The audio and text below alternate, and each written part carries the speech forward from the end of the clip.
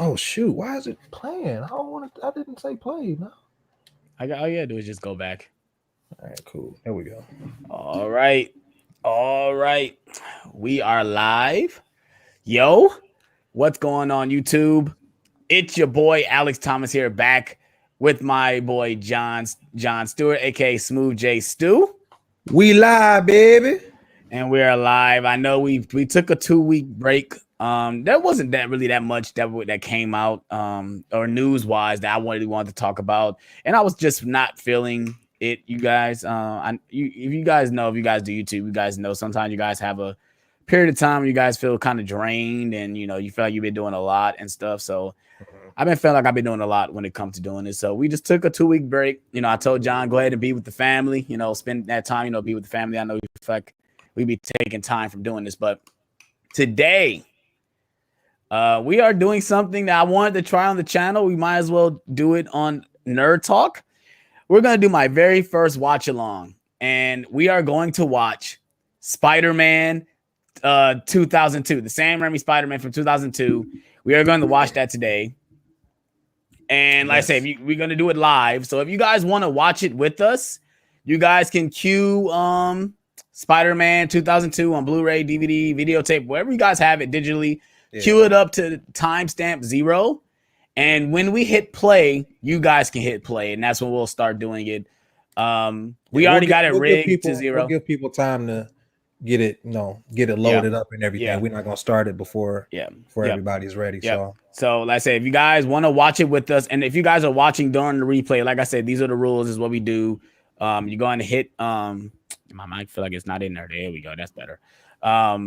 You're going to basically make the movie to timestamp 0000 all the way to the beginning. And when we hit play, that's when you hit play, and everything will start. Then we'll start watching it. We'll talk throughout the movie. So basically it'd be like a podcast on top of us watching the movie, talking about the movie. And we could talk about stuff, also answer questions in the chat, about the movie or anything you guys want to talk about. This is also like a good way to talk with you guys of anything. We got some people in the chat though. We got 7 people in the chat right now. Shout out to all you guys watching right now. We got PR Puerto Rico Movie Wax in the chat. He said, "What's up, Alex? What is going on? What's going on, PR?" We got my boy Luke Ponto in the chat. Shout out to you, Luke. He said, "Luke Ponto, what's going on, my dudes? What's up? What's going on?" We got Movie Hunter 2020 in the chat. Says, "Evening to you too, buddy."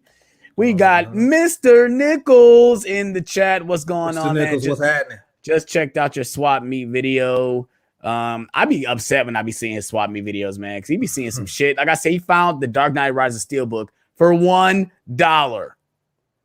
I was pissed, but it is what it is. We got Jason Carr in the building. Said, "What's going on, Alex? Hey, John, what's going on?" We got Jonathan Sonko. That's a new name. What's going on? Welcome to the chat. I've never seen your name before, so you must be a new subscriber. Shout out to you. So yeah, we got Tony Movie Chappie saying, "What's going on? Tony Movie Chappie, what's going on, man? What's going on?" We got Movies with Ryan in the chat. What's going on? Bearing. What's going on? He says, "Bearing into the Spider-Verse, Spider-Man 1, the best Spider-Man." Nah. It's Spider-Man 2. Spider-Man 2 is Spider-Man 2. Yeah, it's Spider-Man 2 for sure. Then we got Mrs. Stu in the chat. Says, "Here." What's going on, Mrs. Stu? Mrs. Stu, we didn't call your name, so you need to say you're here. This is not class. But yeah, so that's basically the ordeal today. We're going to watch Spider-Man 2. That's what we're gonna Spider-Man 2. We're gonna watch Spider-Man 1. Spider-Man. See, I did the same thing. I actually told my wife to grab Spider-Man 2 for me, and I don't know why I said that. Maybe I'm just in a mood to watch Spider-Man 2. Yeah, maybe it's because it's Doc Ock. That's trailer. So that's probably why. That's why I thought about doing these, because of the new trailer, and obviously, who knows if all these are going to be connected to the other movies or whatever. But like I said, we're going to give you guys like another minute or so to start. If you guys want, like I said, if you guys want to watch it with us, cue your Blu-ray, digital code, DVD, VHS. If you have it on VHS, just obviously you got to go past all the commercials. If you have VHS, just go to the beginning before the Columbia logo Yeah. When we hit play, when we say we're gonna go on 3, hit play. So yeah, hey, really quick before we start the movie, you want to do the physical media section first, and then yes. Let's go ahead and get into that. Let's go ahead and get into that before we start watching the movie. Yeah, that'll give people time to get queued up. Yeah. So I know it's been a minute. So I haven't done a lot of. It haven't been that much coming out for real. Like I said, the newest thing I picked up. Where is it? Oh, really quick! Shout out to Alex's haircut. Thanks, thanks. I really needed it. I know every time I'm on here, I wear a hat because my hair is done.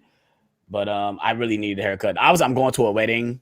Arvell is getting married, so I had to get a fresh cut for his wedding. So but yeah, I picked up Conjuring 3. I did pick it up on Blu-ray. I didn't pick it up on 4K because the other movies aren't in 4K. So what's the point of me buying it on 4K? And obviously you guys know I picked up Space Jam. I might wait until they release the first 2 on 4K to even buy that one, because I didn't pick that up. Yeah. And I was gonna wait until Black Friday, but I might just wait until they release a 4K trilogy pack or something. Yeah, most likely they will. I hope they do release them separately, because I don't think if I do get it, I'll just get the first one. Mm-hmm. And I probably won't get rid of my Blu-ray because now I got the lenticular slipcover. So I probably won't even get rid of my Blu-ray because of the slipcover I have now. If they do release them separately, I'll still get the second one, because the second one, even though the second one isn't quite as good as the first one, the second one is shot really well. Yeah. You could tell they had a bigger budget, so the camera looks a little better. So that I think that movie would look great in 4K. Yeah, I just love the I guess you could say it's not realistic, but the realistic feel of the first film. First one. Yeah, no, absolutely. It feels like it's a movie shot from the 70s, revamped to the 21st century. That's how it looks. Yeah, absolutely. But yeah, John today, when I say he scored. He upgraded. Well, he didn't upgrade. These are some of your first purchases of some of these movies, right? I upgrade it? Yeah, no, I upgraded the Marvel joints, and the other ones you didn't own any of the other ones, right? But before you get to that, we got Jason Carr with a super chat, $5 super chat. Hey, what's going on, Jason? Much, Jason Carr. He says, "Sorry, it's not much, but I have a vacation coming up this week. Thanks for the continued great content." Why? Thank you so much, man. I really appreciate it. Like I said, you guys has helped me with support the channel. I really do appreciate it as well. Like I said, anything matters. It could have been $1. I would have been very happy about it. Yeah, anything is good. We appreciate it, man. For sure. But sorry, John, for cutting you off. No, you good. You good. Where did I put my stuff? Hold on 1 second. Yep. But yeah, he scored, you guys. He showed me before we went on air what he picked up today, and he picked up some shit. When I mean he picked up some shit, he picked up some shit.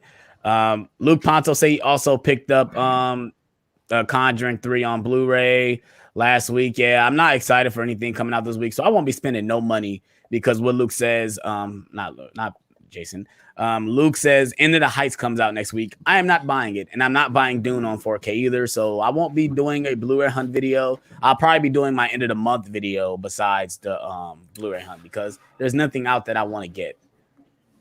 All right. Go ahead and start with. I know you're gonna make a video anyway, but I'm gonna make a video anyway. But just show at least some of what you picked up. You don't gotta show everything.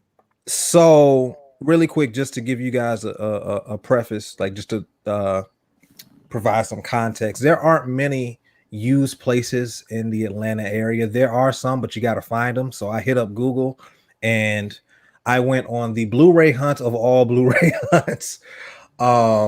And I found some magnificent steals. I'm just gonna get right into it. So I'm gonna show this just as a stack. This first little section. I got almost all of the Star Wars movies on 4K. Me and Mrs. Stu picked these up today. Normally these movies are $20 each. We picked these up for $12 used. And like I said, they're almost all of them were there. The only ones that I don't have are A New Hope. That was a misfile. I gotta take that back and get the 4K if they have it. A New Hope, Last Jedi, and Solo. Those are the only ones that aren't in this stack. Other than that, every 4K in the Star Wars universe is in this stack. What else did I get? I got a Scarface Steelbook. Nice. It's Blu-ray, it's not 4K. This, I don't know if this was on purpose, but this actually comes with or this particular one that I have came with the original Scarface as well. The original? Yes, the original. Wow. They might have did that themselves. Somebody had to do that because I don't think that steelbook comes with that. I don't think so. Yeah, I think that comes with the Blu-ray and DVD. That's what it's supposed to be. This original Scarface is a DVD, and then the Al Pacino joint is a Blu-ray. Maybe that might, because I don't have that steelbook. I have the comic book version of that steelbook, but I got the Blu-ray and DVD. It doesn't come with the original. Well, that's dope though. So you got two movies basically in one. Yes, that was also a steal. I paid $10 for that as well. Nice. I got Beats, Rhyme, and Life, The Travels of a Tribe Called Quest. I love A Tribe Called Quest. I'm a big music head, big hip hop head. Movie Hunter confirmed it. He said that steelbook does come with the original. It comes with both movies. So yeah, good looking movie. So it does. So you got the right one. I thought somebody like I do. I actually got some steelbooks. I take the 4K disc out and put it inside the steelbook. I thought somebody did that. Yeah, that's what I thought. Dope. I was like, that's dope. Okay, that's dope. Yeah. So yeah, I got Beats, Rhyme, and Life. I triple dipped and got the Dark Knight on Blu-ray steelbook. Yes, sir. Alex has a different version in mind. If you want to pull that out real quick. Yeah, I was about to show you. He got the one with on the bike. I got the one with him standing in the fire, which I do love that they did that. They get the different variety of steelbooks. And they did the same thing with Batman Begins as well. Yeah. I saw the one where he's holding Rachel. I saw that steelbook. That's the one I have. That's the one you got. Okay. I think Justin from Cinema Heroes, I think he has that one as well. I'm not sure. Got another steal on 4K. Like these man, I'm so proud of this hunt. Space Jam came with a slip. Yes, sir. And I got this for like $10. So and I hadn't planned on getting this until Black Friday because I just thought it was too expensive. So once I saw that, I was like, I'm not gonna see that any cheaper. And I ended up keeping my Blu-ray just because I like the artwork on the Blu-ray case I have. Even though I do like the artwork too. But I have the code for this. I have the code, you guys, for this. I know we're talking about physical media, but obviously I'm going to be giving away this digital code at the end of this stream. So if you guys want to stick around and get the code for Space Jam, I would be giving it away at the end of the stream. So yeah. Let's see. Not going to go through all of them, but I am going to just show this stack real quick. Take these out. Got a bunch of Marvel movies. Iron Man 2, Iron Man 3, Thor the Dark World, Guardians Volume 1 and 2, all on 4K, all for $10 each. These boys are normally $17.99, which isn't a bad price for a brand new Marvel 4K. That is very feasible, but right. $10 is $10, so I wasn't gonna pass it up. I know. I don't mean to cut you off again, but first timers is hilarious. Can you donate your DVD milk crepes to the Milk Crate Olympics? That is hilarious. Oh my goodness, that's hilarious. That's funny. Oh my goodness, we are crazy. And I also got this one, A Preacher's Wife, one of my favorite Christmas movies. Yeah, and Denzel movies. This boy is like $40 on Amazon, and let's see, I got it for $8. Nice. I didn't even know they had a Blu-ray. I didn't know they had a Blu-ray, so that was like a shock to me. For real. I got some other stuff, but I'm not gonna go through all of them. I just wanted to show that off real quick. But shout out to Mrs. Stu. She helped me find a lot of these. So shout out to her. I love you. Nice. All right, but so yeah, these are all the stuff we picked up. I got a stack as well next to me right now for all the stuff. I did do a recent Blu-ray Hand video, hit over 1K views. The shout out to everybody for watching that video. Go check it out. I got some Dollar Tree titles that was some. I read the synopsis and looked at the previews of some of these movies, and they look pretty good for some of these Dollar Tree titles that I picked up. So if you guys want to see what I picked up, go check out that video. But yeah, so like I said, if you guys are just entering in the chat, we got 12 people in here. Shout out to all you guys. We are doing a watch along of Spider-Man 2. I'm Spider-Man 2. I keep saying Spider-Man 2. Right. Spider-Man 2002. So the first Sam Raimi Spider-Man, we will be watching it. If you guys want to watch it with us, like I said, just grab your Blu-ray, your DVD, your VHS, however you guys want to watch it. You want to watch it digitally. I think it's on Hulu at the moment. If you got Stars, it's on there.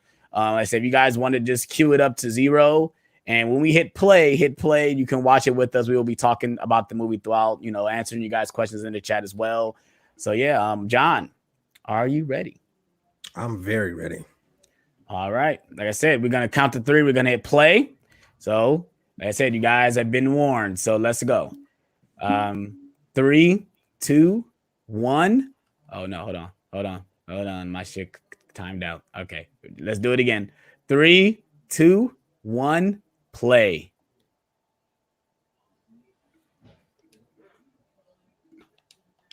All right. Yes, sir. Excited. Let's get It's been a long time since I watched this movie. I recently watched it when I was at work. I did a triple feature when I was at work. Because if you guys know, I work at a liquor store, but I work behind the counter. I know the job like behind like the back of my hand, so I can watch movies while I'm working and still be able to concentrate and stuff. But this movie particularly, my dad took me to go see this movie. Yeah. He took me and all my siblings to go see this movie particularly. And guess what theater? At Tower City Cinemas. Nice. That is shut down at the moment. But yeah, I still remember the day of going to see this movie in the theater. My dad still talks about it all the time when we watch the movie together, because there's many times we done talked on the phone and watched this movie. Most people people don't give credit to movies actually having opening credits, and these credits are awesome for all 3 movies. Yeah, all 3 movies. The score alone. I really love the opening credits for the 3rd one. Yeah, they show the scenes of the movie. Yeah, it chronicles the first 2. Yeah, I love the I think I can't hear your audio if you got it on. Oh yeah, let me mute that. But what's that? I love the if you could at least turn it at least a little down. You don't have to mute if you want to, but I got mine muted. But like I said, the second one is my favorite when it comes to the credits. I swear that's my favorite when it comes to the credits. Like I said, if you guys didn't know, we're watching Spider-Man 2002, and we're talking about the opening credits right now, showing basically the webbing and all the names of all the people that worked on the film, and the score. Danny Elfman's score, bro, is so hummable. I don't care what nobody say. People don't give this movie credit, or at least the music by Danny Elfman. This score is hummable. It's really hummable. It has a great theme. And this is one of Danny Elfman's best. Yes, it is. I would say Batman, Spider-Man, and Nightmare on Elm Street in that order. No, he didn't do a Nightmare on Elm Street. He didn't. No, he didn't do Nightmare on Elm Street. Who composed that?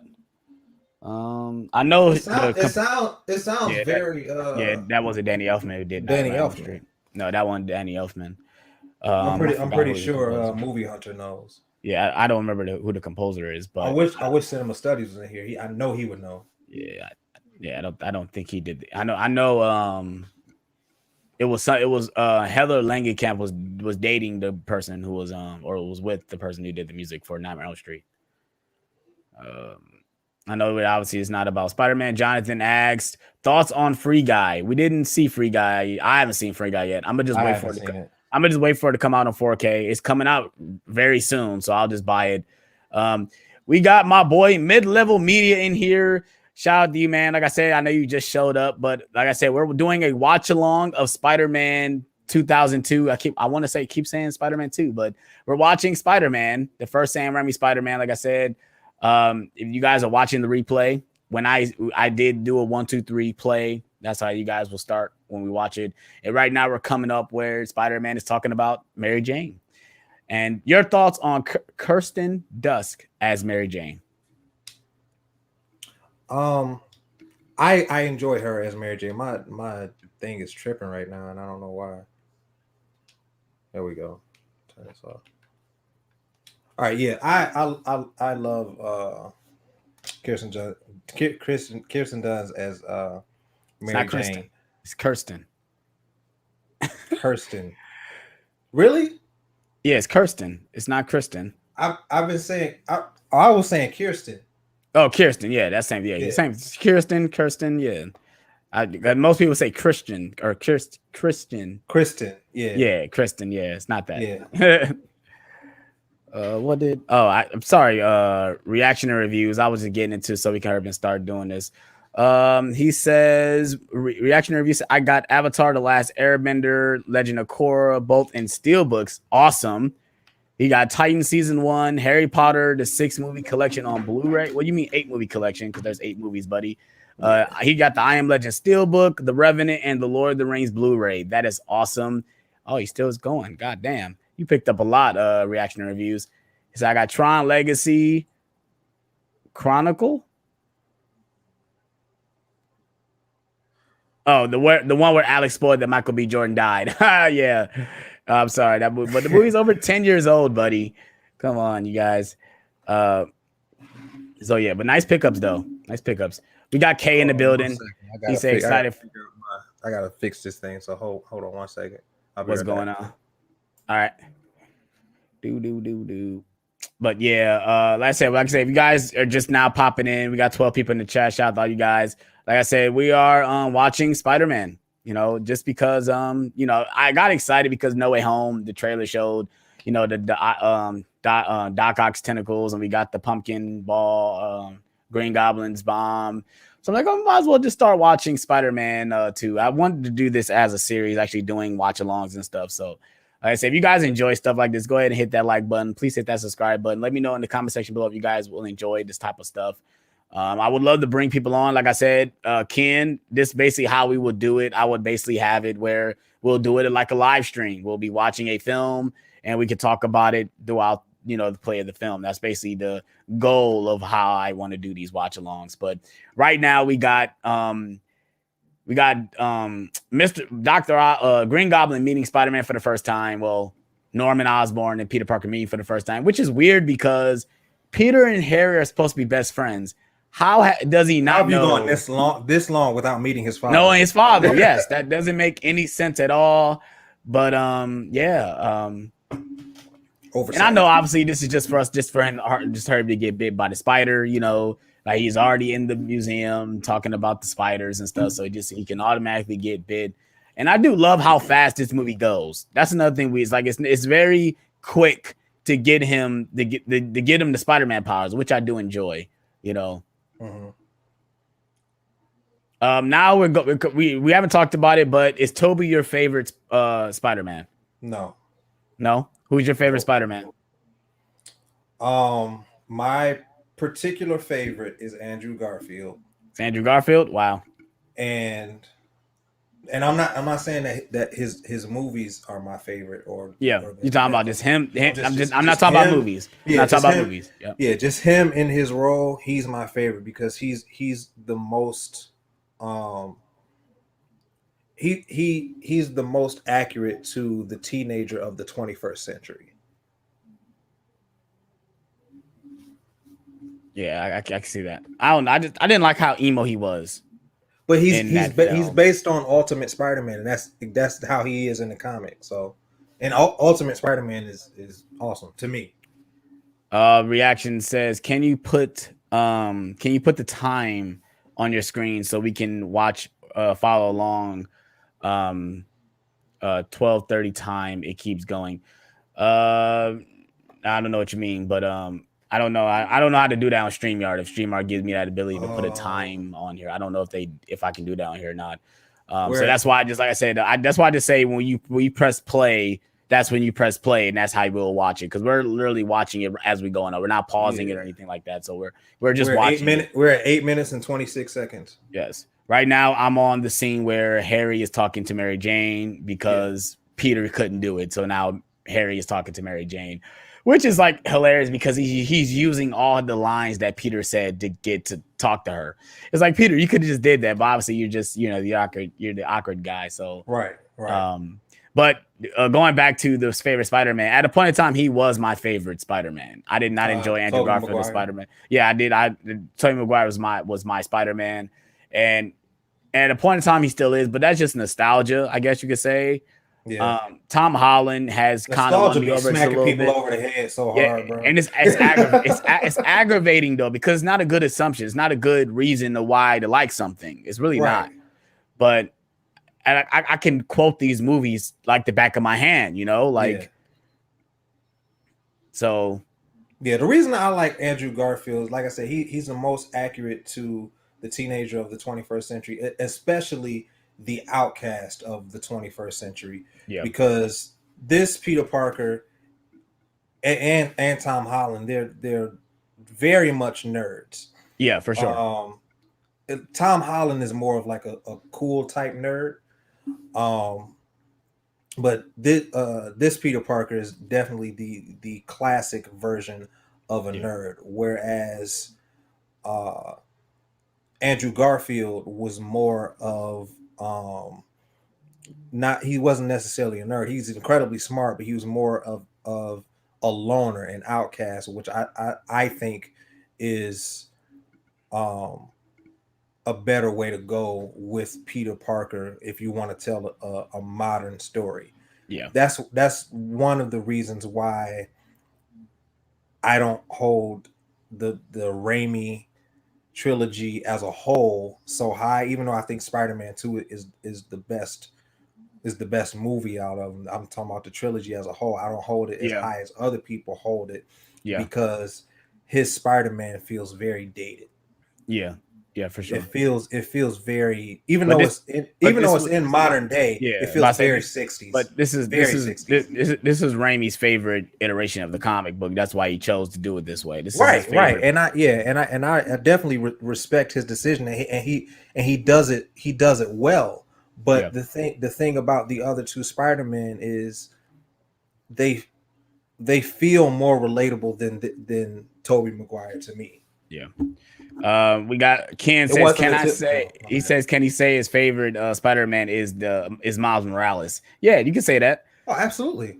You can say that for sure. Into the Spider-Verse is definitely one of the greatest superhero movies ever made, for sure.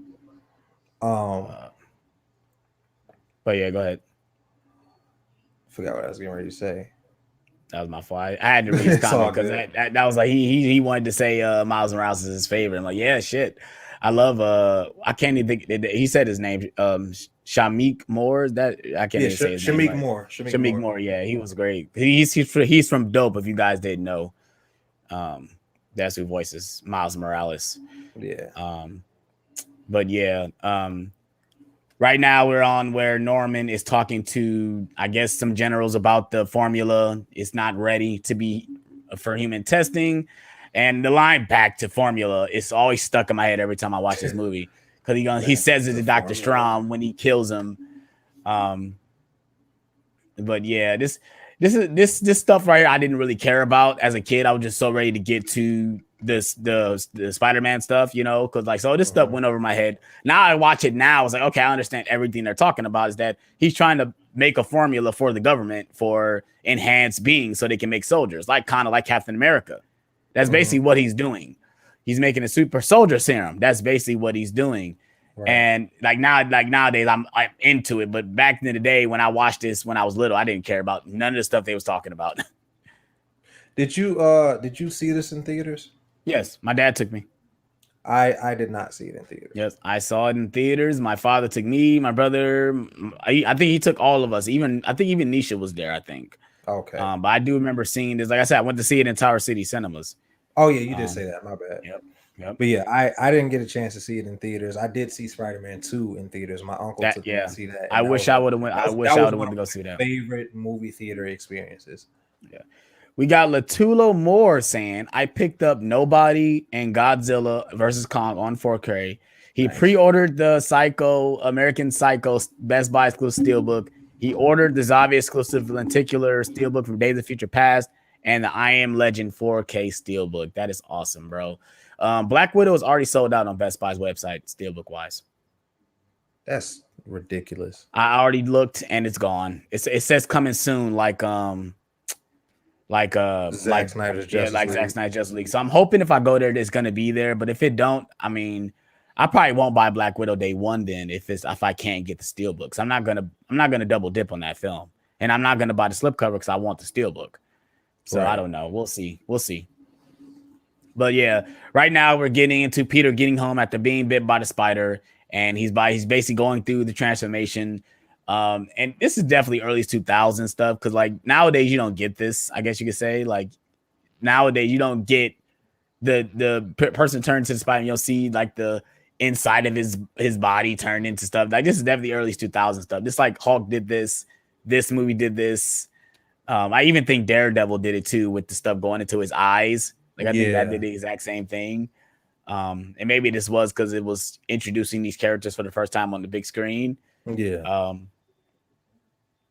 But yeah, I thought this was pretty like this is definitely early 2000s stuff all right here. Like these movies are a little dated if you really think about it, but for like us, for me growing up with it, I probably will still love this movie. I'll probably show like my niece and nephew this movie, like you know, stuff like that.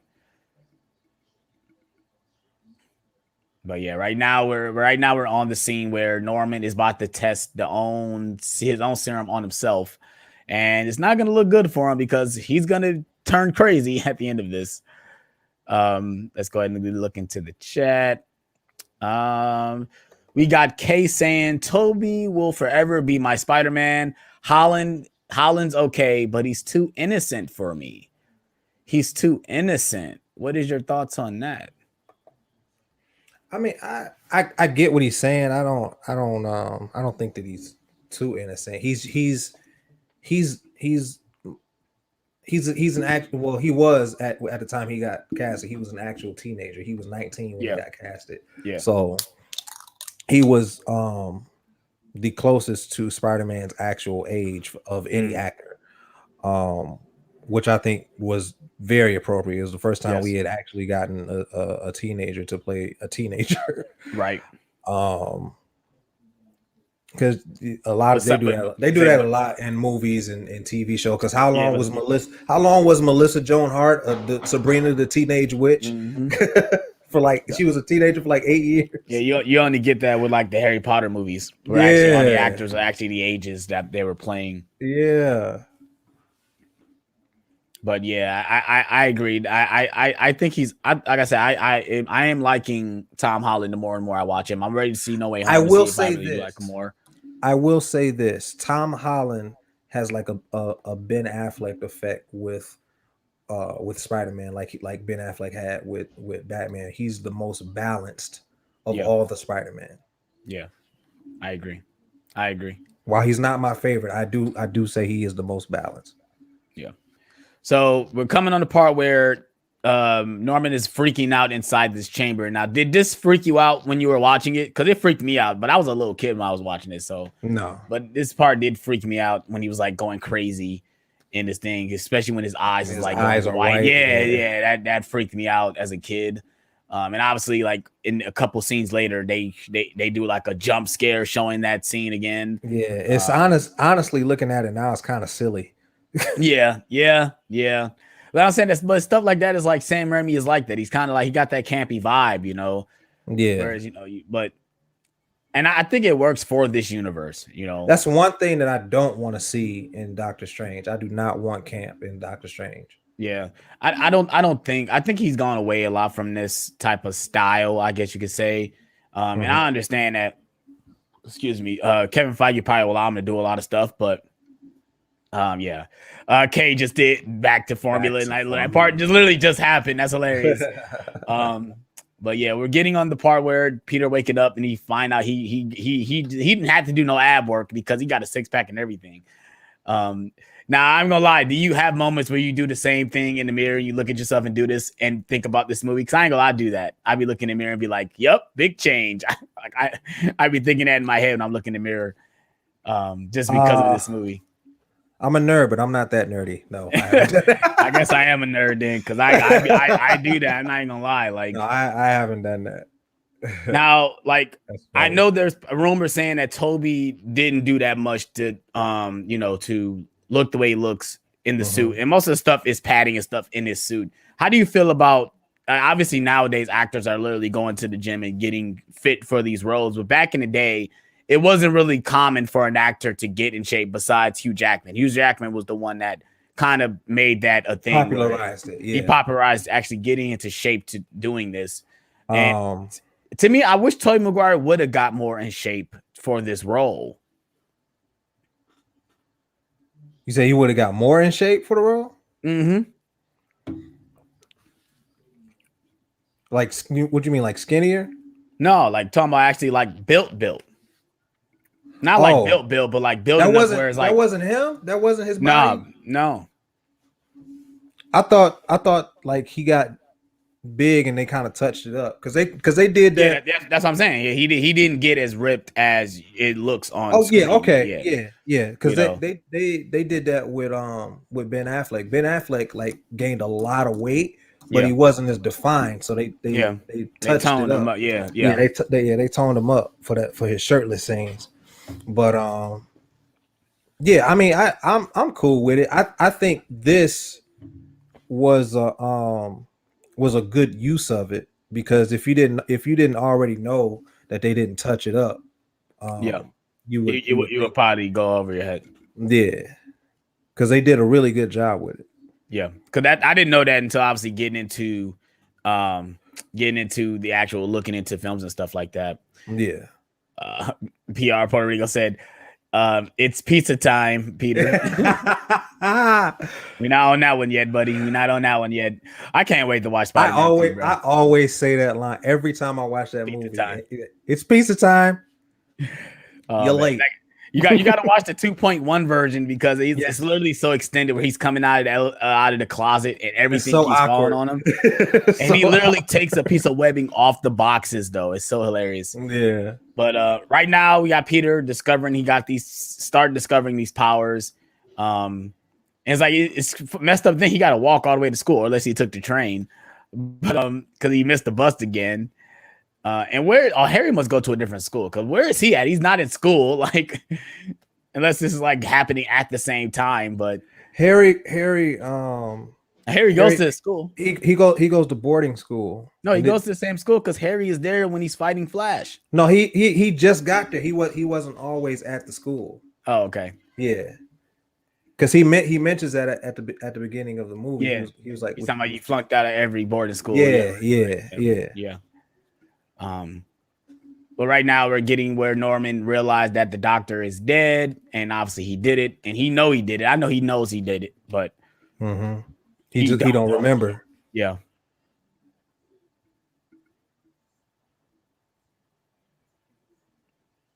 Yeah, Willem Dafoe as Green Goblin.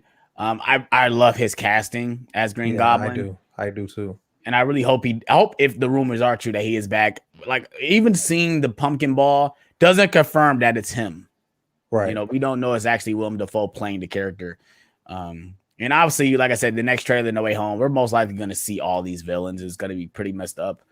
Because I know we would love to see it. Piss me off. Yeah, we would love to see it in the theater, but marketing's got to show something, Now, I'm glad you brought that up. Now, a lot of people say that trailers show too much, but do they show too much, or are we just smarter now?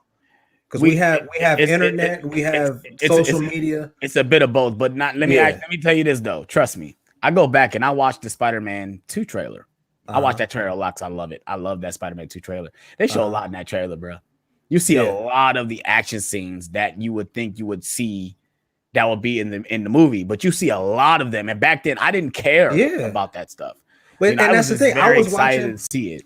I was watching the Batman '89 trailer. That's a 2-minute trailer. They show a lot in that 2-minute trailer. But the thing is, we didn't have social media in 1989 to figure out the context of the scenes. Well, we didn't have. we didn't have YouTube where a lot of people are breaking down shot by shot we didn't by have shot. We didn't have trailer breakdowns. Yeah.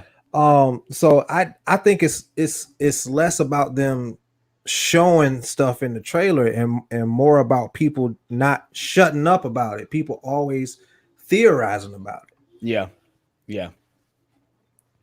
Joe right Man now, Yellow. Yeah, right now we getting in. He's supposed to be Deathstroke. Well, he did play Deathstroke actually in Justice League at the point of that, just a little scene at the end of Zack Snyder's Justice League. He still very much wants to play Deathstroke too. Yeah. Yep. Boom. I love that the editing of that scene with the spider sense where everything is like kind of like slowed mode a little bit. I love that. Yeah. Yo, look at the extras in the background. You're gonna see the one extra, the fat guy with the glasses, bro. He is an extra in every movie. Like I said, he showed up. There you go. He showed up in Dark of the Moon, bro. He was in Dark of the Moon in the background, walking in the background. He's in that movie. And there's a lot of movies he's actually in, but yeah, he shows up a lot.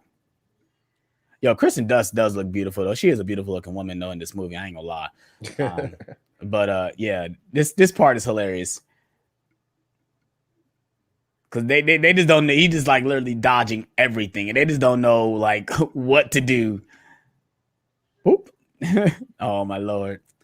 Then the teacher going to be rude to just drop the food on him. You did not have to drop the food like that, buddy. Yeah, there you go, right there. Oh man. He's sitting there clapping though. The fat guy's clapping, and then they show another shot. He just stunned. Right. Like, oh my goodness, the editing sometimes is so hilarious with these movies. He was just on the left side of MJ. Now he's on the right side. Yeah, these movies are so funny with the editing.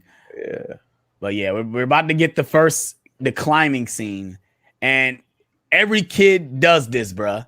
I don't care. Nobody say every kid has done this after this movie. And I'm not even gonna lie, I'm the kid in my head. I'm actually doing the thing. I did it before the movie. Well, I mean, in this when this came out, I was 12. I'm talking about in this sense, the way this is done. Because I did it in this thinking of the theme where it was going dun, dun, dun. That's what I'm talking about. Like in that sense. And I'm thinking about the way he's doing it. That's how I did it as a kid. And trust me, I wasn't obviously going up a wall. I was on the ceiling. I was on the floor doing it. I was like, if you was on the ceiling, you me and you need to have a talk. You got some powers I don't know about, bro. I was on the floor doing it, obviously. And I think all this was shot on the floor, I think, obviously. I don't think he was going up a wall. I think all this is digitally, and he is going up on the ceiling. But this whole part is hilarious. The CGI is a little terrible of him jumping. It's a little bad, but it looked fine in 2002. It looks terrible now. It's pretty out of date, but it's when as a kid, you would do this. Right. You would be jumping from building to building if you had the ability to do it. And it's hilarious him trying to figure out the webbing, bro. It's hilarious, man. Because it's funny, he throws Shazam in there. It's like, oh, Shazam, is that, well, that's another character in DC. Web. Fly. Up He's in the like trying web. to tell it to go. Like, no, you have to activate it, Shazam. sir. Go, web, go. Web, go. Yo, the hand movement though. Oh my goodness! And shout out to Tobey Maguire, man. He sells it though. Now, how do you feel? How do you feel about the organic web? I love it. I love it. I love it. People have a problem with it because they love the scientist aspect of him as actually creating the webs, but it also limits him though, because he has to keep continuously to make the webbing. Right. Spider-Man doesn't have to do that because it organically comes out of him. Yeah. And it works. It also works for from a storytelling standpoint. That's one less thing that you have to shove in there. Yeah, one you have to explain, and now you can just develop his character. Yeah, for sure.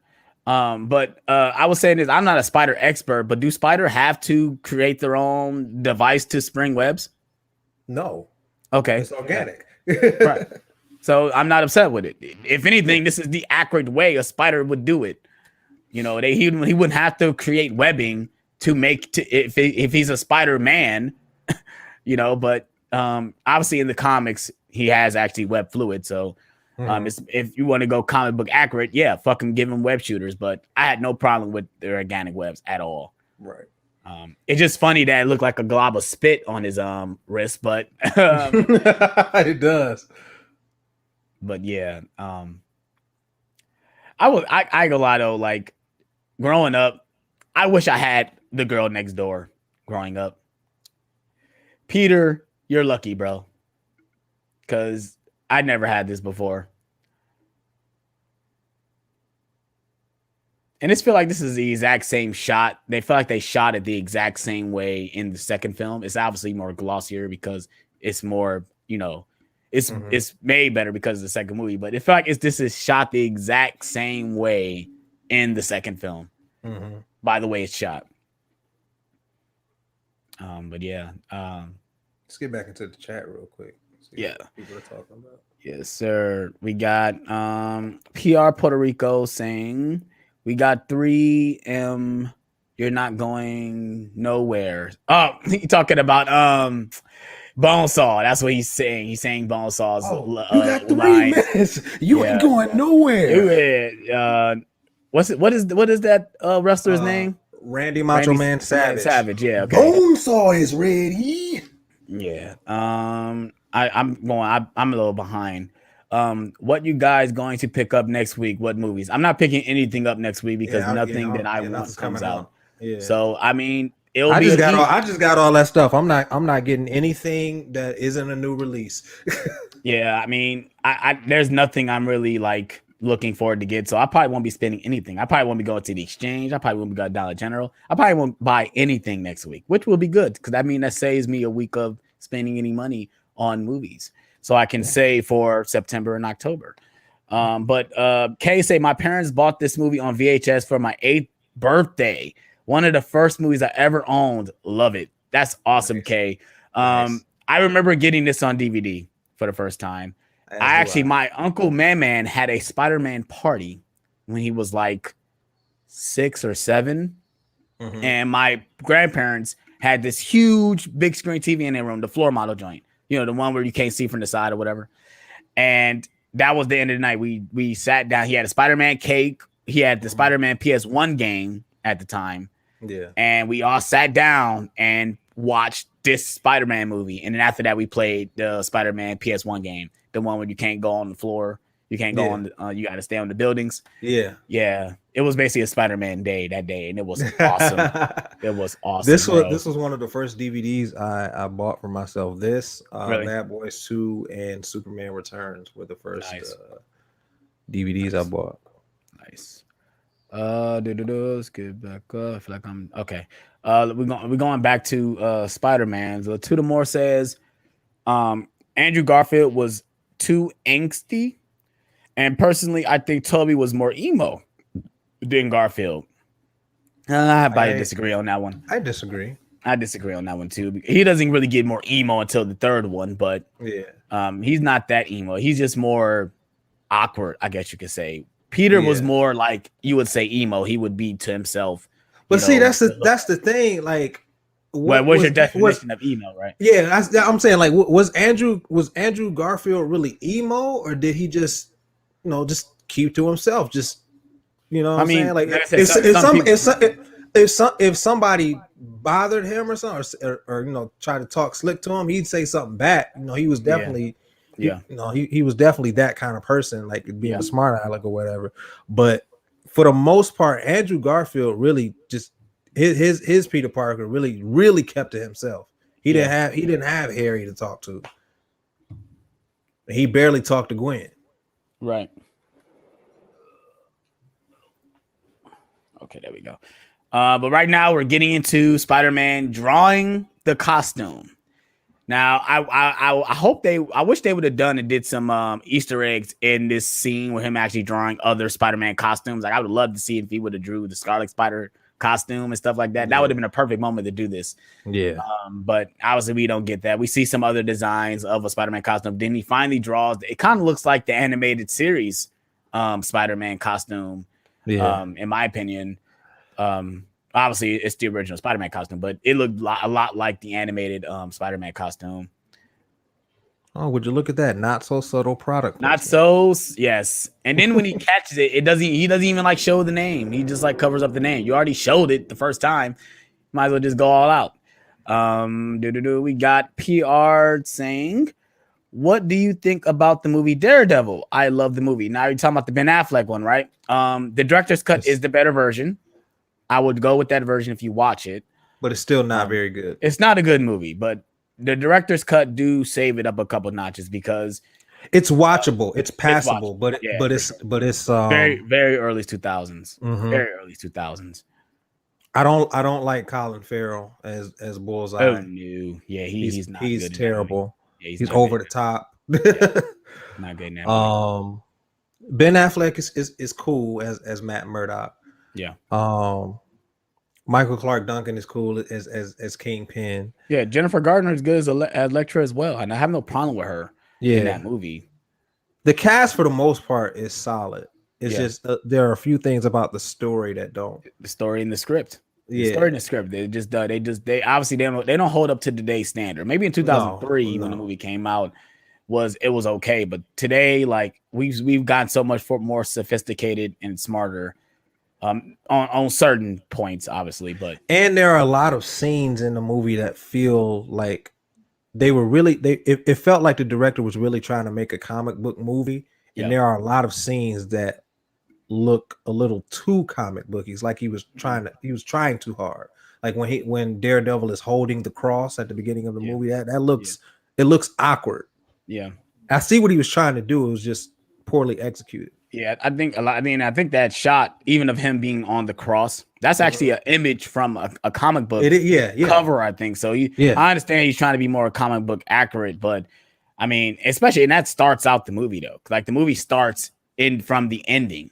So like it like literally just starts and you're like, okay, where the hell has happened? And then it flashes back to obviously to the events of before all that happens. But what do you think about Cliff Robertson as Uncle Ben? Great. Yeah. Obviously, we get the famous line, with great power comes great responsibility. And do you prefer him or Martin Sheen? I prefer him. And maybe it's because we've only seen one movie with Martin Sheen. We get a lot of snippets of Uncle Ben throughout the trilogy. Because obviously he shows up in the second movie in the dream sequence. And it's kind of basically this scene, but we get a lot different dialogue and he sells it. He does as Uncle Ben. He seems like a very caring father figure for Peter. He does seem like he cares for Peter a great deal. But I prefer Martin Sheen because he had better chemistry with Andrew Garfield than Cliff had with Toby. Yeah. And that's because Martin Sheen was younger than Cliff Robertson was in this movie, and he feels more like an uncle rather than a granddad. A granddad, because even Cliff feels like a granddad. They are like, he seemed like he should be like the granddad for sure. He's like a grandpa for sure. Yeah, even but you could tell. Yeah, you could tell that Martin Sheen's Uncle Ben had some history with Peter. Like they felt close. They really felt like they were family.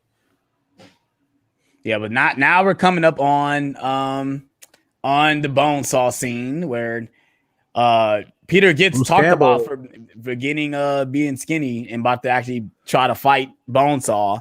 And we get a Octavia Spencer shows up in a small cameo telling like, oh no, you got to get out of here, small fry. Yeah, this is like she was doing these small roles because she's popped up in a lot of things. Yeah. You know, like she popped up in Coach Carter. I forgot she was in that. You know, she plays one of the moms. And she is hilarious as this small scene. You know, she's hilarious. She's like, there's no featherweight division for here, small fry. Yeah. He's like, no, I want to sign up. And then she explains everything like, you know, if you get injured, we're not credible for none of this shit.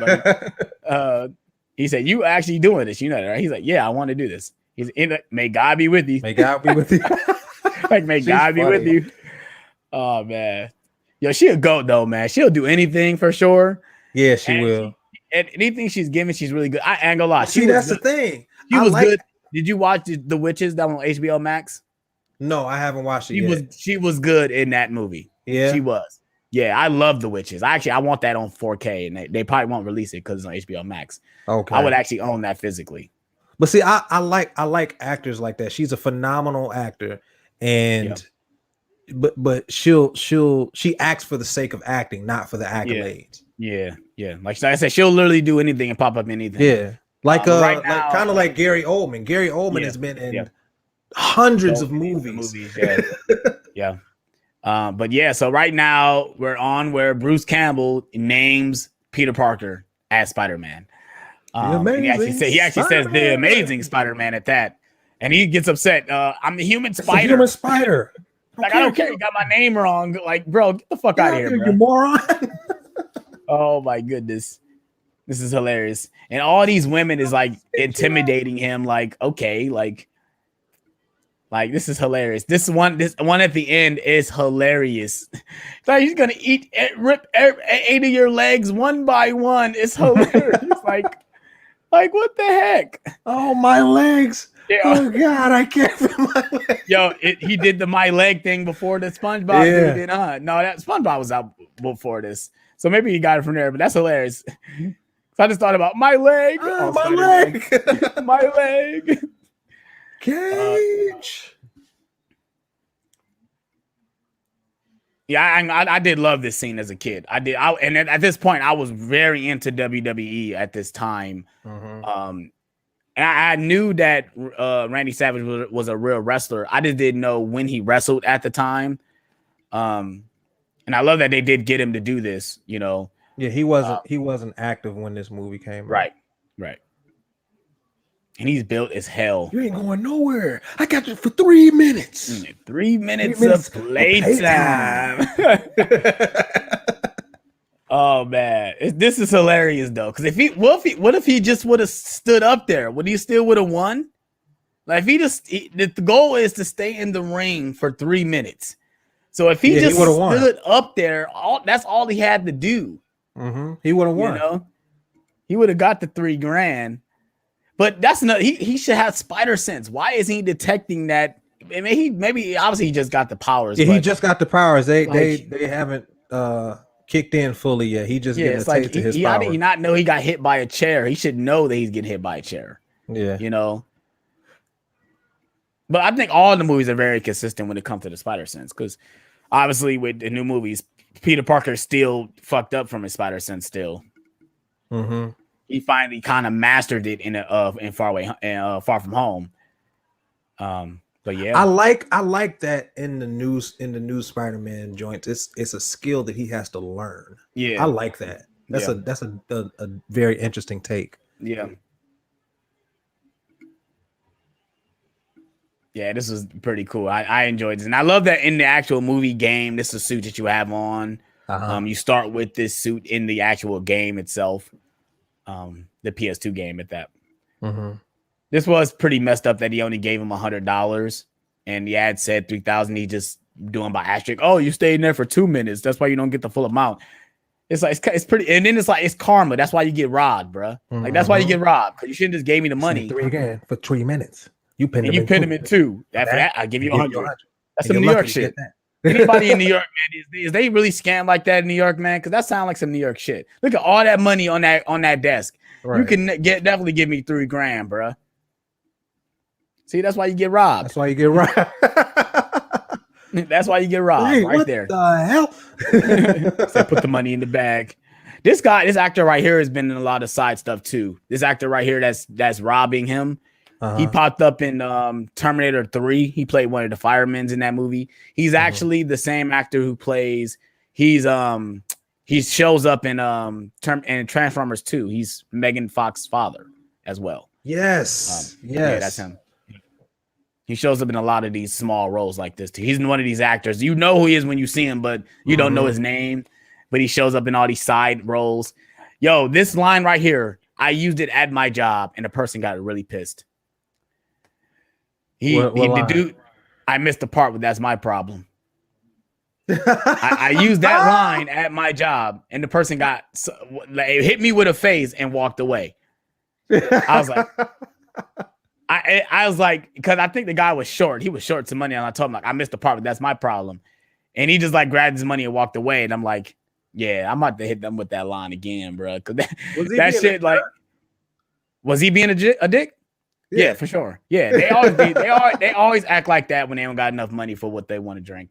But this right here is what started the freaking Toby meme and him crying throughout this entire franchise, because he does cry a lot in these movies. But I mean, to me, it's like at everything that you've gone through, especially him losing his uncle, why wouldn't he just start breaking down and crying? On point of he was not supposed to be there. He was supposed to be at the library. You know.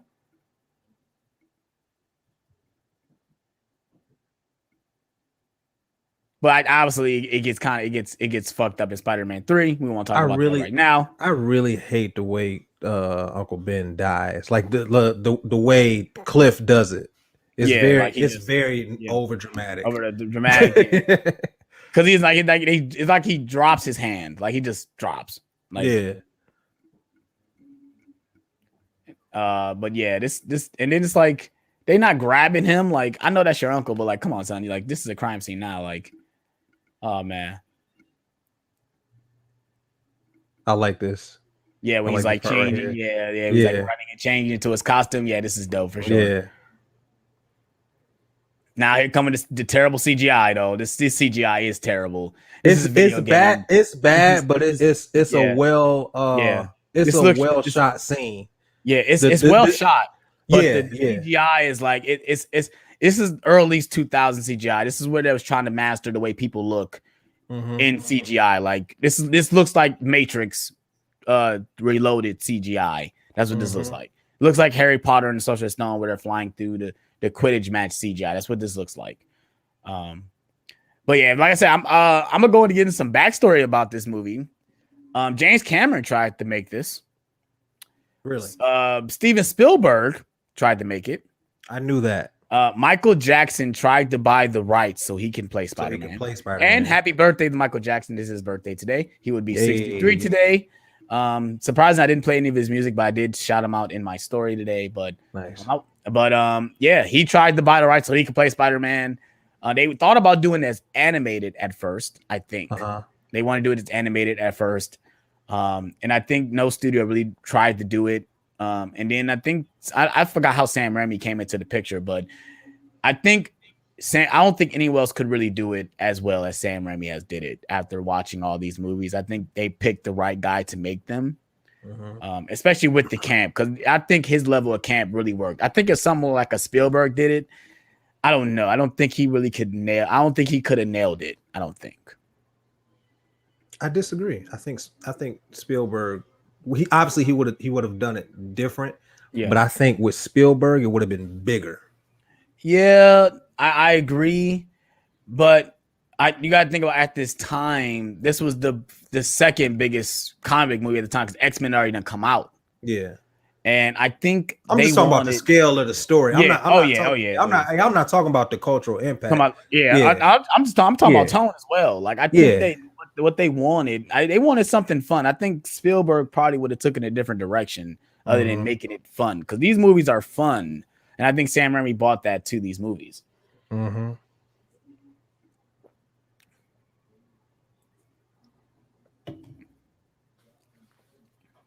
mad he destroyed that beautiful car. I didn't have PR's comment on here, but I didn't even ask it because I can't wait to the Black Friday. I can't wait till Black Friday to get 4K, basically Blu-ray 4Ks. Yeah, I'm excited for Black Friday. Hopefully there is a Black Friday this year, because last year it was horrible. It was horrible last year.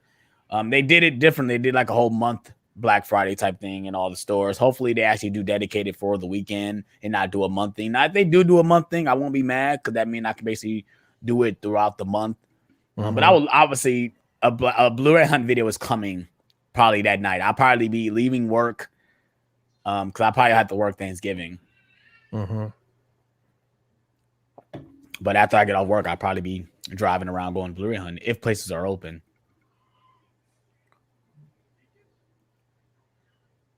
Yeah. Now this whole fact that Peter didn't technically kill him, he like fell through the window. I didn't like that aspect because he could have really killed him if he wanted to, but I mean, after he saw that it was the guy that he let go, he like, shit, this is my fault now. I'm the reason why he died. You know, he grabs his wrist and just breaks it. Wow. Oh my Lord. Then he trips. All the money gone. At least you could have dropped the money. I would have took that. Shit. Oh man. Yeah. I love this part of the score too. This part of the score, like after he leaves and he's sitting on top of the tower. I love this score, or at least this element of the security, the cops walking in and the music is playing. I love this. They're just looking like, what the hell? Where'd he go? Like, what the hell? Yeah, this is a beautiful shot too. I'm sitting on this building. Yeah. Awesome. This is very Spider-Man-y. Yeah, for sure. For sure. Getting back into the chat. PR says, I'm a big fan of Megan Fox movies. I love her movies. I know there's Sam movies, but they're no good. They are no good, but I need all her movies in my collection. She's been popping up in a lot of stuff recently. Yeah. She's been trying to take on more obscure roles. Serious, yeah. She trying not to be typecast as the hot girl. Yeah. Well, I'm sorry, Megan Fox. You're hot. So if I was casting and I was looking for someone that was like in your direction, I'm shooting you a script regardless. Especially if you actually the embodiment of who I think I want to cast. Obviously it's up to you if you would take the script or not, but shit. So right now we're getting into the first shot we ever see of Green Goblin. And your thoughts on the costume. I know we're before we actually see the actual costume, but your thoughts on the way Green Goblin looks. A lot of people compare to say like a damn Power Ranger, but I like it. I don't love it, but I didn't hate it like everybody else did. I thought it was it was decent. It was practical for the movie. I'm glad that they didn't go the more traditional route. I'm the kind of person that I like accuracy if it makes sense, if it looks good. I don't like comic book accuracy for the sake of comic book accuracy as far as costume looks. Yeah. A prime example is Captain America's suit in Avengers 2012. I hate that suit. It looks awful. I hate that suit. But it's comic book accurate. And when I saw it, I was like, this is why we don't have a yellow Wolverine costume. This is why, because this looks terrible. Yeah, it wasn't. And you see, like, if you watch that movie, there's barely any time he's wearing the costume the whole time, though, right? Yeah, but like he's barely wearing the helmet. Like they go through a lot of ways for him to get out of that helmet. Yeah. Even when he's fighting, and then there's a moment he actually get it taken off, and then he doesn't have it on the rest of the movie. Same thing in Endgame. He does. In Endgame, he almost doesn't even wear it for real. Yeah, you talking about when he goes back to 2012, right? Yeah, that suit is awful. I hate that suit. And obviously they didn't progress better with the suits. Yes, with him specifically, but yeah. Yes. Going back to Green Goblin, I agree. I like it. It's not the best. I don't like that we actually can see his mouth inside of the mask. That kind of throws you off, and I don't like that he actually he opens his eyes like I don't like that. I could take it or leave it. If it don't bother me that much. Yeah. Like I said, I don't love it, but I don't hate it either. Yeah. We got another Tobey Maguire crying scene where he's sitting there just crying, sitting in the bed. But yeah, I love Aunt May in these movies. I do. I think Rosemary, is it Rosemary, Rosemary yeah. Harris? Is that Yeah. her name? Yeah, she does a great job in these movies. And I am the one of the people that say that she does know that he's Spider-Man. Absolutely. Like Man, she knows. She does know. absolutely. She's not And stupid. the only thing that gets me mad though is that when Peter talks to the people that he know, and he's talking to them like, especially when it comes to Mary Jane, when he tells Mary Jane in a couple scenes before I get to when he says, "You know who I am," and she says, "Who?" And he said, "Your favorite neighbor, Spider-Man." Who does that sound like? That sounds like Peter. It Right. does. Even in these moments where, in the second movie where he says Aunt May, and he's talking to her. He says, we sure showed him. And she says, "What do you mean we?" And he says, "Oh, the way he sounds, that's Peter. Like the way he sounds. That's one thing. You should know how your nephew sounds." Yeah, that's one thing that I'm glad they kind of got away from. That the tear on his nose is distracting, but that's one thing I'm glad they got away from, especially with the Marvel movies and with some of the DC movies. The people closest to you in real life, they're gonna figure it out. Yeah, for sure. People are stupid, but they're not that stupid. But we got 4K D-Ray in the chat. What's going on, buddy? We're gonna get you on Nerd Talk as well soon. Yes. What's going on, as well. 4K? I've been talking to a lot of people to try to get them on. Like I said, mid-level media is definitely welcome on. Like I said, we're probably gonna be doing. I want to do a watch along with him watching Halloween 1978. When that comes around Halloween time. And then obviously we gotta get 4K on. I want to get Levels of Geeks have come back on. I want to bring him on. Nice. Who else? I want to bring Brando Critic on. I want to bring I want to bring all these guys on as well. Like I said, we brought on Luke and Justin. I want to bring on more people. So now we are on the montage of Spider-Man doing all these things. There are a lot of montages in this movie. Yeah, you know the backstory of this scene, right? No. So the backstory is this. There's a trailer. You can search this on YouTube. The first Spider-Man trailer it starts off as a bank heist. And Spider-Man stops the bank heist by stopping the helicopter in between the two towers. That was supposed to be this scene. It was supposed to be this part. But they had this, obviously the 9/11 happened, and they had this to scrap it. You can still find the trailer on YouTube. I do vaguely remember somebody telling me that. Yeah. You can still find the trailer on YouTube. You can still search it and watch it. But they obviously in when they show Spider-Man's eyes in this scene, you see the two towers in his eye. You probably would briefly miss it, but if you pause it, you can see the two towers in his eye.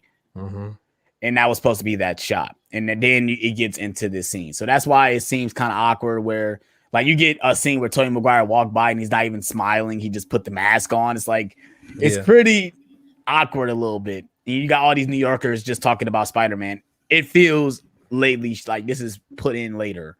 Yeah. But I think it does work though aesthetically, J.K. Simmons as J. Jonah Jameson was one of the greatest castings ever put on screen, bro. Yeah.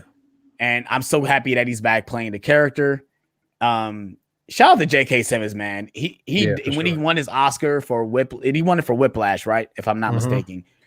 He deserved it. He's an amazing actor. In anything he's in, he's great. He was in 21 Bridges, and he was great in 21 Bridges. I still have not seen 21 Bridges. You should see it. It's very great. He's really good in it as well. Like he pops up in a lot of stuff. Like he was in I Love You, Man. He plays Paul Rudd's father. He is hilarious. And I think he's also in Juno, if I'm not mistaken, right? He's in Juno, right? Yes, he's the dad in Juno. Yeah, he's hilarious in that movie too. Yeah. Shout out to Bill Nunn too. I like Bill Nunn. Yes. As a Robbie. Yes. He knows too. He knows he's Spider-Man. He gives him that look at the second movie. He said, I heard Spider-Man was there and gave him the look like, nigga, Yes. Robbie knows. Yeah. Yeah, Robbie definitely knows. But yeah, Kirsten does look amazing in this movie. And I think I've always said that. It's the hair. It is the hair. I do like her hair. It makes her look distinct. Her hair is better in this movie than the other movies. I do not like how light they made her hair in the second movie. I do not like that. I do like this style of her hair in this movie. I'm sorry, it is comic book accurate. But yeah. Let me go get into the chat. I feel like I'm missing some comments. We got Kay and Luke talking to Kay and Latuda Moore. I mean, talking to each other. I guess they're talking about some movies they're buying. I think he was talking about The Thing. I probably won't be buying The Thing on 4K day one. I have the Steelbook from Screen Factory. It is a 4K scan. So I don't know. I might buy it just to review it and compare the two scans. But I don't know if I'm going to buy that day one. I love The Thing. The Thing is an amazing science fiction horror film. But it's so much more stuff coming out that month that I know I can buy. I need to buy or I need to get. So, but yeah. Like I said, I might not even buy Unbreakable. I know that's coming to 4K. I might not even buy that either. Like I said, I might wait for that. That might be a wait for me as well. Like I said, if I see it at the exchange, I might buy it there. But if I do buy it, I'm going to have to buy Split and Glass on 4K because they're all connected. But yeah, I don't think anything else. Okay, here we go. PR Puerto Rico says, but nothing is perfect on the movie. For my opinion, is okay. There are movies that is perfect, but Sam Time movies from Spider-Man or Superman and Batman movies is hard to put together, in my opinion. I don't really understand. I have no idea what I just read. Yeah, I'm reading it as I'm seeing it. I'm trying to. I know he's probably missing some words, but I'm trying to figure out what you're trying to say, PR. But yeah, movies with Ryan say he's also awesome in Palm Springs. I'm sure you're talking about J.K. Simmons because we just talked about him. Yeah. But yeah. How do you feel about the whole Harry and MJ dating and him not telling Harry and stuff like that? I feel like this is very weird, this love triangle thing going on. You talking about Harry not telling Peter? Yeah, like it's just like, and especially like he knows that Peter, that's like me going with that. That's like you dating someone that I love, and then you're not gonna tell me. Yeah, like, I didn't have a problem with them dating because isn't that in the comics? I think it's comic book. Yeah, that's comic book accurate. I think they have dated in the movies, but I just don't think. I just obviously I think for the movie it was just supposed to be put in here just so for just another plot line, but I just don't think it just works. I just don't think it works. The only thing I don't like about it is that Harry didn't tell Peter. Yeah, I understand he didn't want to hurt him, but that's that's your best friend. Like, tell him. Yeah, just man up and tell him.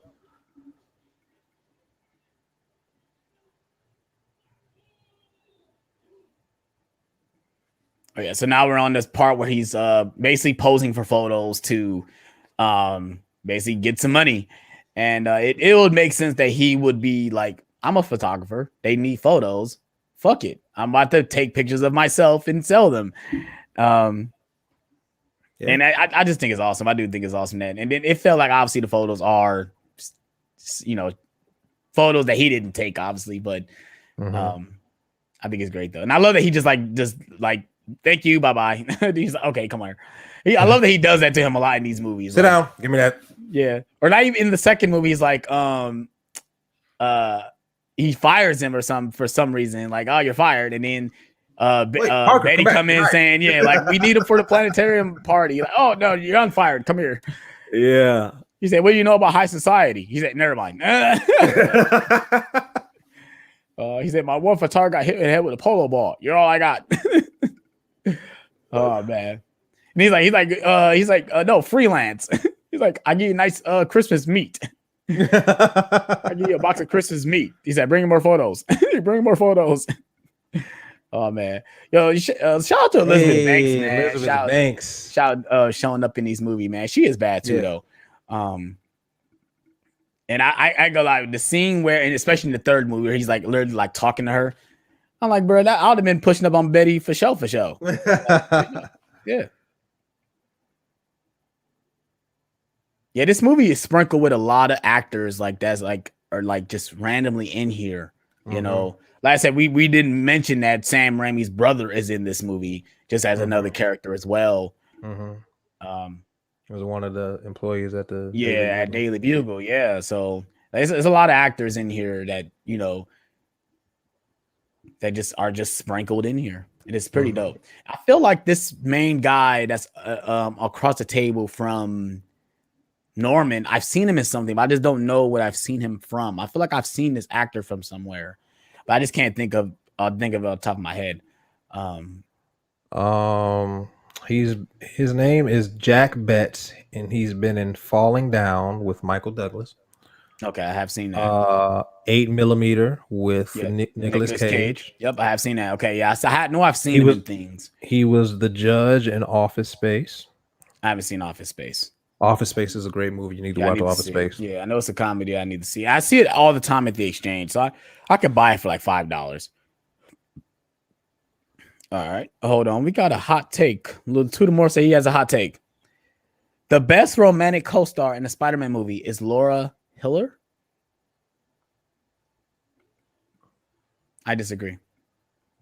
I wholeheartly disagree. That is a piping hot take right there. Is he talking about Is he talking about from Homecoming, right? That's the actress from Homecoming? Yes. Yeah. No, I disagree. Emma Stone is still the best romantic lead. Emma Stone, 100%. And she is gorgeous as well, especially in those movies. Especially in Amazing Spider-Man 2. They did something because she just looks amazing in that movie. And I agree with Andrew Garfield. Like she is like cheating the whole time because like when they meet up in that scene where they're talking about things you can't do, I'm like, she just looks amazing in that. Oh scene. she was doing all of that on purpose. Yeah. With the nose. Yeah. She's like you know Peter like that. Stop doing that.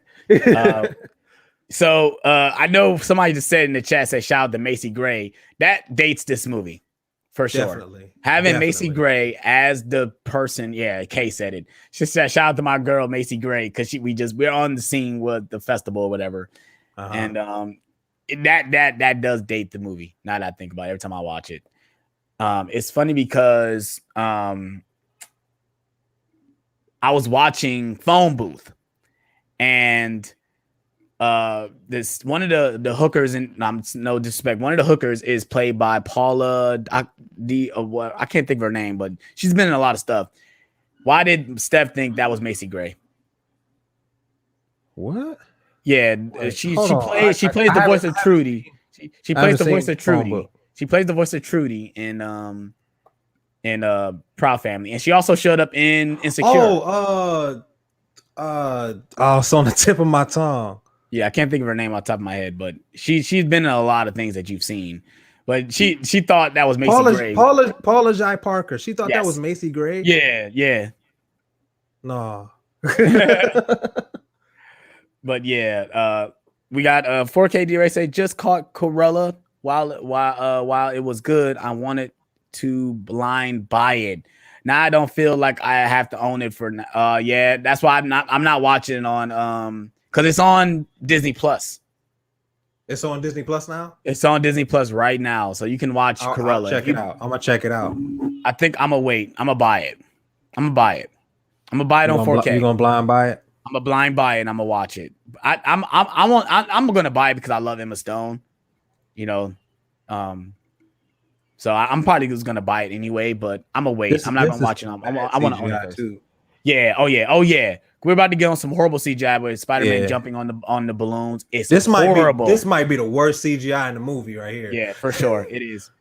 It is. Yes, this is terrible. We got Stan Lee, rest in peace, showing up saving a little girl. This scene is awesome though, but the CGI dates this movie for sure. Yeah, for sure. We got 16 people in the chat. Shout out to all you guys. Like I said, if you guys read the title, we are doing a Spider-Man 2002 watch along. Shout out to all you guys. If you guys are watching it with us, let us know in the chat. I would love to know if you guys are on the same part we're on. Right now, we're on where MJ is about to fall off the damn building, and she's not smart at all. But it is what it is. There go the same pumpkin ball that we've seen in the No Way Home trailer. Harry gets hit with a rock, and it's hilarious. Oh, my dear. Oh, we got Spider-Man coming. Oh, yeah, that was awesome. I ain't gonna lie. That shot is still awesome with Spider-Man coming out of the corner. That shot is still awesome. And this is aggravating right here. This little kid It's just standing there, and he says, "Come on, move, kid! Like move." Right. What are you? Are you in shock? You are in shock. Like, what are you doing? Yo, this suit is awesome. I love this suit. If I can find this suit as a costume, bro, and kind of accurate as I want it to look, I want this suit, bro. I want this suit as a costume. I want it so bad. But I don't want it if it's not gonna look good on me, you know. Listen, I like the suit. I don't like Tobey Maguire's body in the suit. Yeah, this is what I'm saying. This is what I'm saying right there. I wish he would have got more like right for the suit. And I know half the time he's not in the suit. Half the time he's not in this suit. He's not. Yeah. It's a stuntman in this suit. But yeah, this is terrible CGI right here. This is terrible. But the stunt man still has Tobey Maguire's type of body. Yeah. I agree. Yeah, like the suit is dope. I just don't like the way he fills it out. Yeah, it's funny because in the CGI he looks good as him swinging and stuff, but him just standing there, he doesn't look good. No. Yeah, I agree. Yeah, and it's funny because Spider-Man could look all different type of ways. We've seen the ripped Spider-Man. I think the animated series does the ripped Spider-Man pretty well, but most of those cartoons they're all ripped. And then we got the sleep in the in the animated. I'm sorry, I love it though. I love it though, bro. I love it though, bro. I do, man. Because like, if you can, why wouldn't you get fit? Right. If you're strong as hell, why wouldn't you just go to the gym just to get, you know? I would definitely do it. If I got super strength like Spider-Man, I'm going to the gym, bro. I'm going to the gym. I don't care. Yeah, animated Spider-Man was Spider-Man. Yeah, for sure. And this scene right here is not. It's a dummy. And Kirsten Dunst, look at the way her hair is blowing. Her hair is blowing in not the same direction of her swinging, and it's so noticeable, bro. It's so noticeable. And I'm sorry if I ruined the scene for people, but it's awkward. It is. It's like, bro, y'all just couldn't get nobody. Y'all just couldn't like do it right though. Like, I do love this dialogue right here though. Like, no, she just needs an elevator. Like, don't mind us. She just what was this guy doing? Was he sitting on her? He was about to propose. It looked like he was sitting on her lap. I don't know. I'm thinking he about to propose. That's what I'm thinking he's about to do. Maybe I caught it at the last. Maybe I always catch it at the last second because I'm looking at Spider-Man. You're never looking at Spider-Man and PJ. Yeah. You said incredible. What do you mean incredible? Yo, James Franco. We didn't talk about James Franco yet. What are your thoughts on James? What are your thoughts on James Franco in these movies? He is perfect as Harry. Yeah. I don't like how he played. He did over the top in Spider-Man 3. I just think that was just bad direction. But other than that, I think he's perfect as Harry. Yeah, for sure. He goes through a lot, especially in the second movie, obviously. But he's honestly my favorite version of Harry out of any medium. Yeah.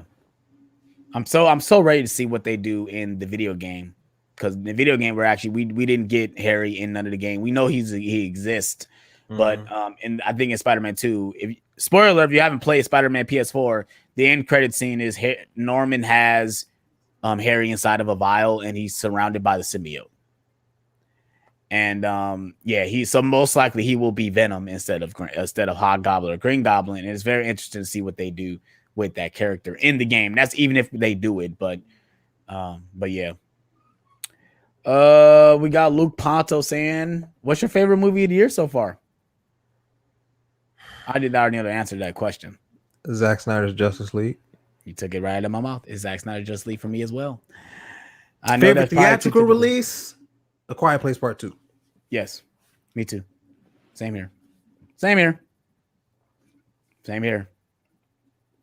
Oh, I missed one of Luke's questions. He says, "Which one is better, William Dafoe? Well, Dafoe as Green Goblin or Molina as Doc Ock?" Molina as Doc Ock, buddy. For sure. He was perfectly cast. as that Yes, character. he was. Yes, he was perfectly cast. And then I like the empathetic take that he brought to the character. Yes. And Because I love that they don't go with the, because I think is he really German? He's not American. No, he's not American. I don't Yeah, know if he's I love German that. or not. Because I know he's in especially in an animated show. Yeah, he has an accent in the show. Yeah. I love that didn't go in that direction. I'm glad he's actually like, you know, you know, they don't go over the top with them either. You know. Yeah. But yeah, this scene right here of him talking to himself as the Green Goblin, it gets me a lot of it's great. It gives me a lot of Gollum feels. You haven't seen, I know you haven't seen Lord of the Rings, but all my people in the chat, I've seen the clips though. I know what you're talking about. Yeah, of Gollum talking to himself in the mirror, and it's right on the money, just like this as well.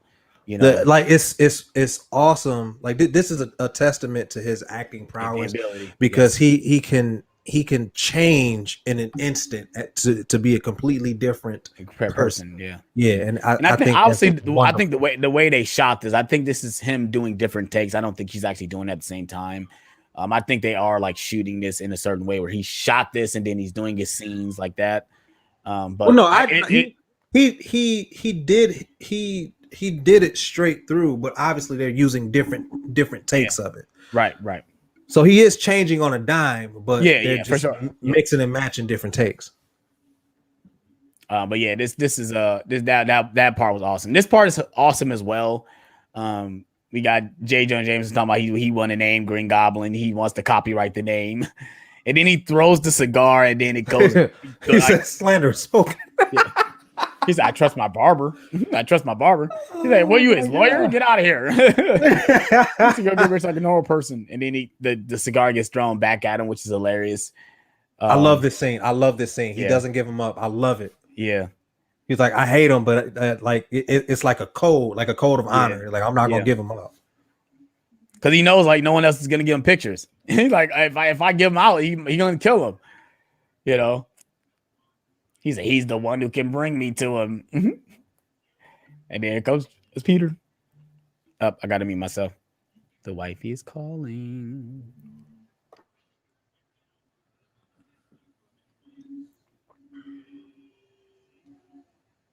Sleep.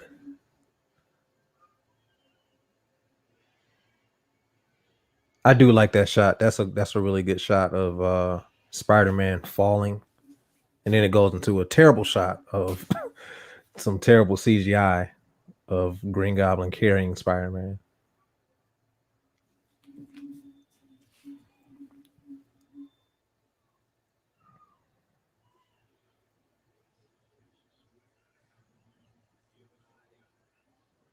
Yeah, this is one thing that I didn't like. While I do like this scene and I love Willem Dafoe's dialogue, I don't necessarily care for the eyes raising up. And I know they did that to kind of show a little bit more emotion from Willem Dafoe, but it looks a little awkward. I would rather him just take the helmet off, but I know that that doesn't make sense for the movie. They don't want to reveal him too early.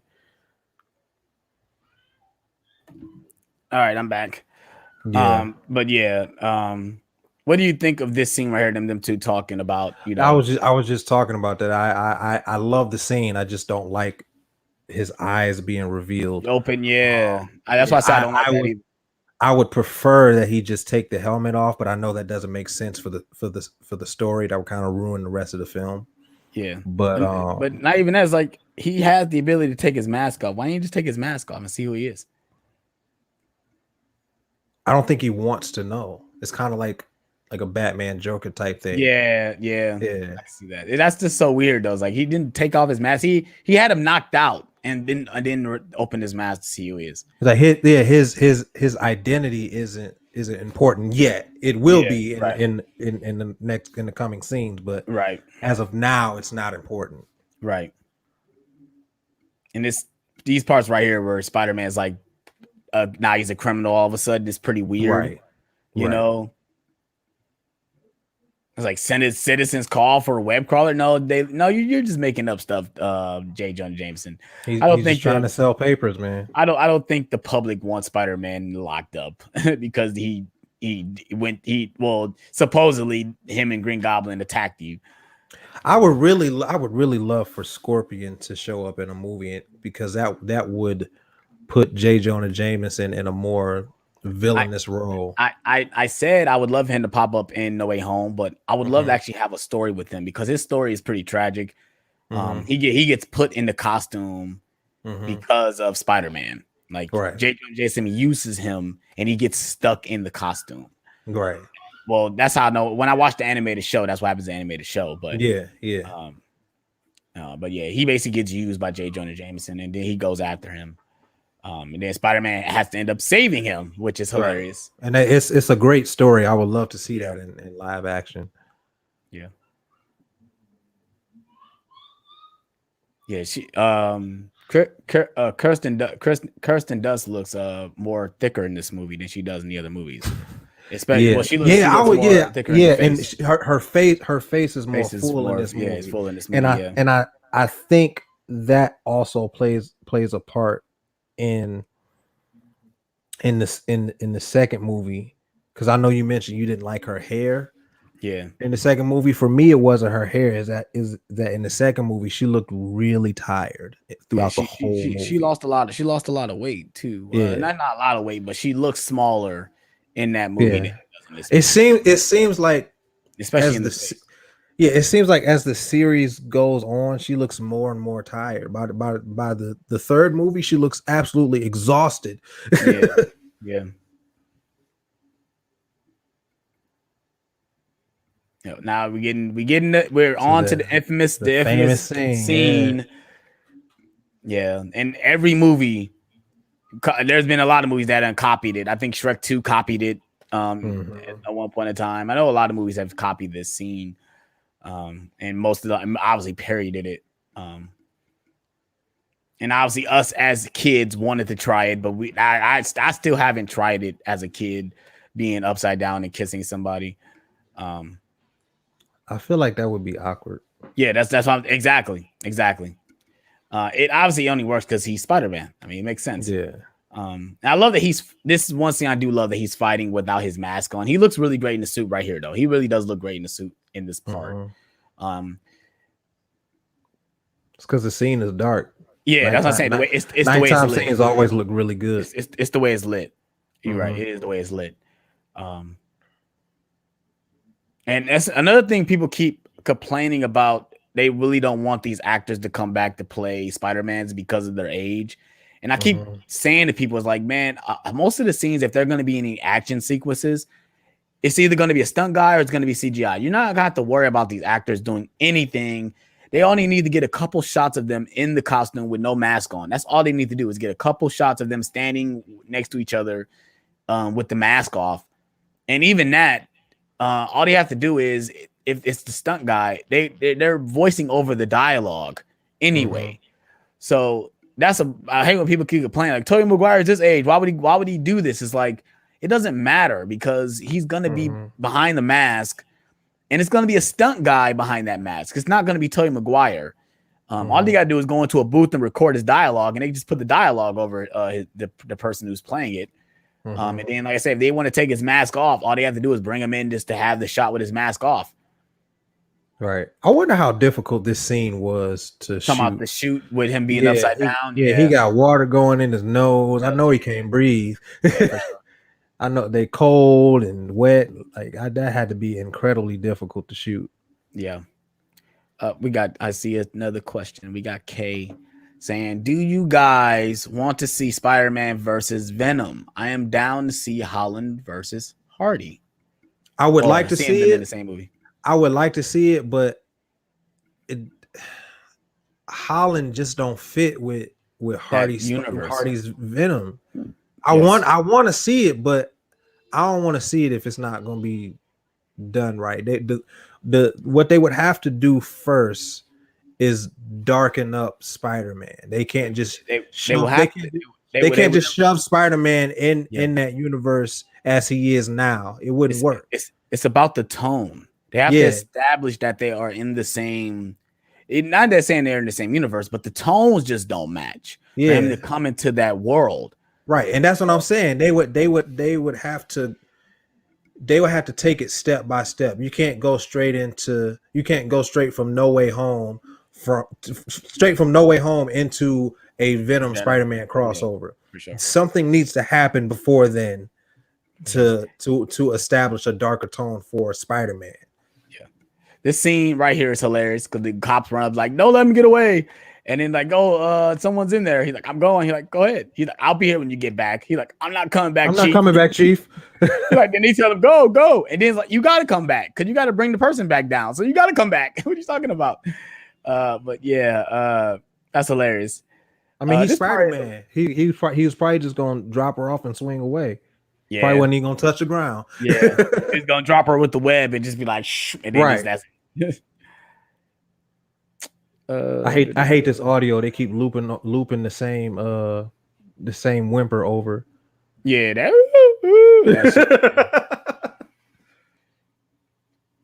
a lot of people will be comparing this scene to the Batman Forever scene when he's like walking in, when Two-Face is walking out as an old lady and he reveals himself. It's like, oh, that's where Green Goblin got that scene from. I love this scene, but the CGI is terrible. Yeah. The CGI is bad as him, doing the slow motion thing, but I do love it though. This isn't bad. This isn't bad. It's just dated. Yeah. The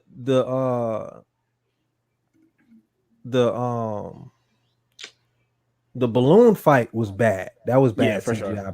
But this isn't bad. It's just dated. It's pre-Matrix.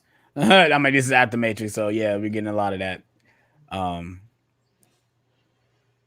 I love that we do get a lot of interaction with the Green Goblin and Spider-Man. Like these are little things. People see this right there. He got the mask covered in that shot right there. Why didn't you have that before? And I understand probably you have that because of the smoke, but why didn't he have that in the begin with? That would have been better to have, especially if he's talking to people, so we don't reveal to see who it is. Like it could be a black guy behind that mask, Right. Like at least we know he's a white male because we can see his damn mouth. Yeah, this scene was awkward right here because you see Norman checking her out. Like, look at his face as he's looking at Mary Jane. Yeah, like just look at him, like he's checking her out, bro. Like that is so awkward. It looks so weird. But yeah, this is another great scene though. The scene where he comes in as Spider-Man, and he has to basically hide on the ceiling so he doesn't get detected.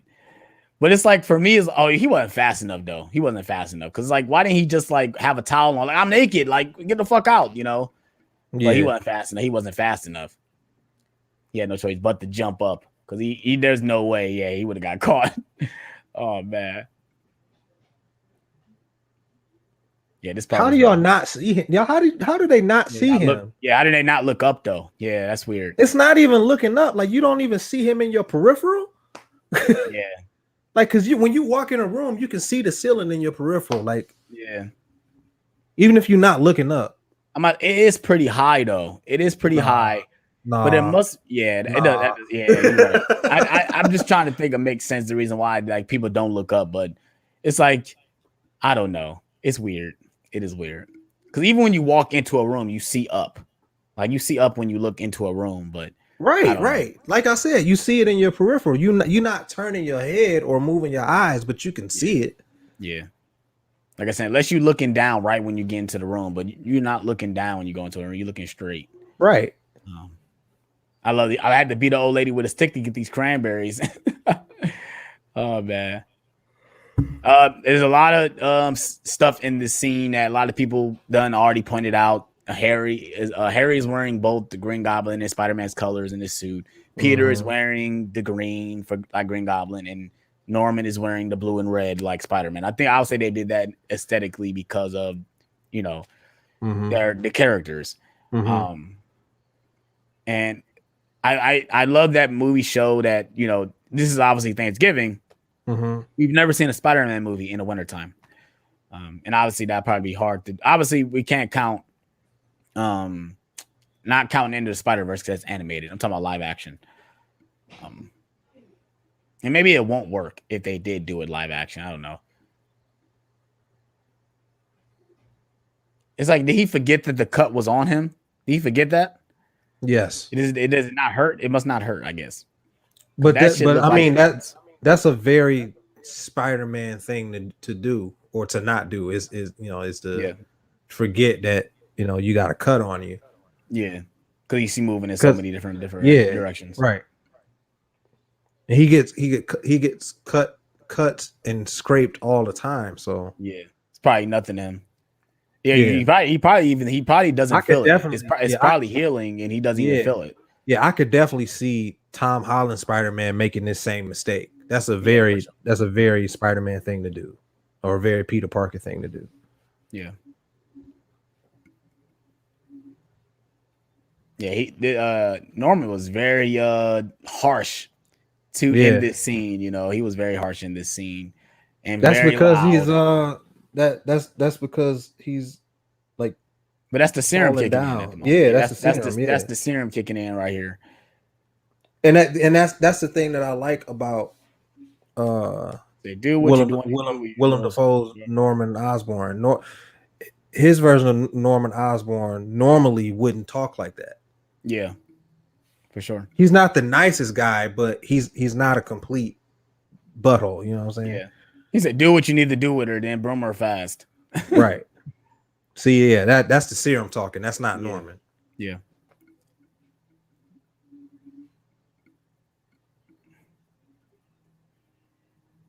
Yeah, he tripping. Harry tripping. Yeah, for sure.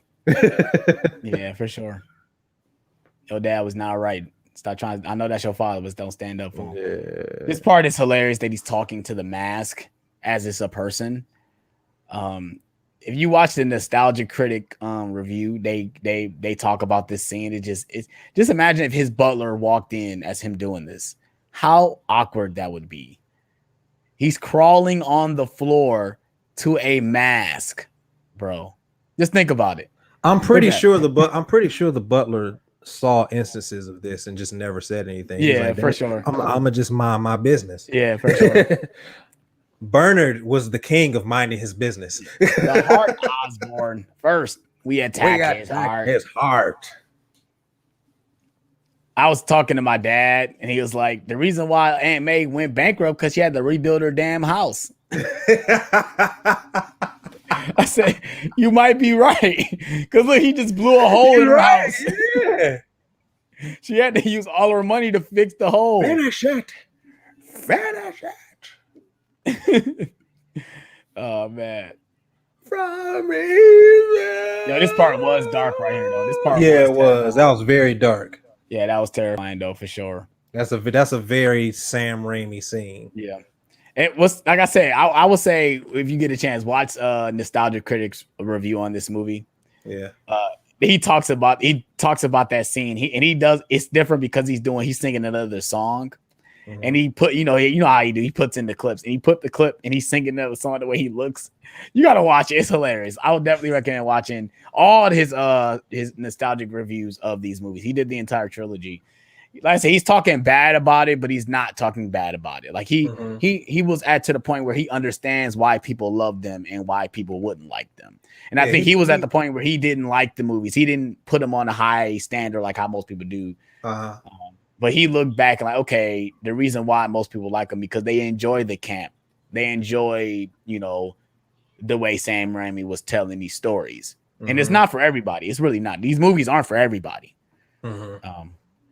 But I would highly watch. I would recommend watching his videos. They're hilarious. But yeah, I think this is where he realized he about to realize that he already realized that he knows who he is, right? We just got that part right. Yeah, he realized he knows who he is. Oh yeah, when he was in the hallway. Yeah.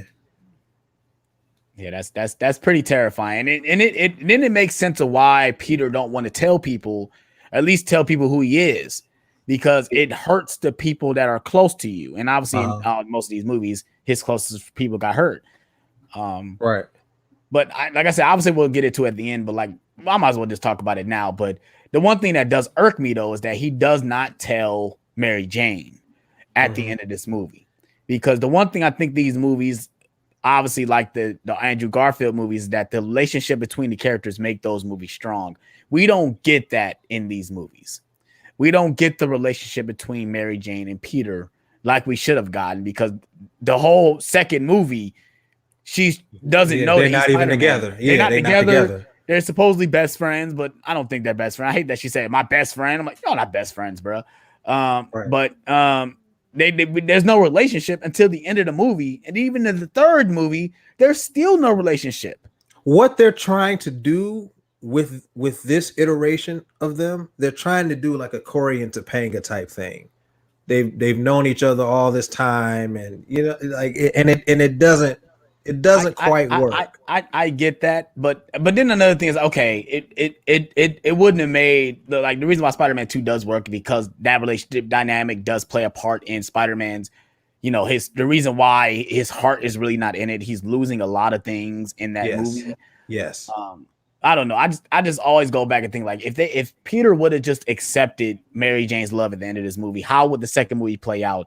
Would the relationship be as strong as it would have been? But I don't know. It would have been stronger. It would have been stronger. Yeah, it's hard at least for the viewer. Yeah, it definitely would have held a lot more weight. I agree with you. He should have told her.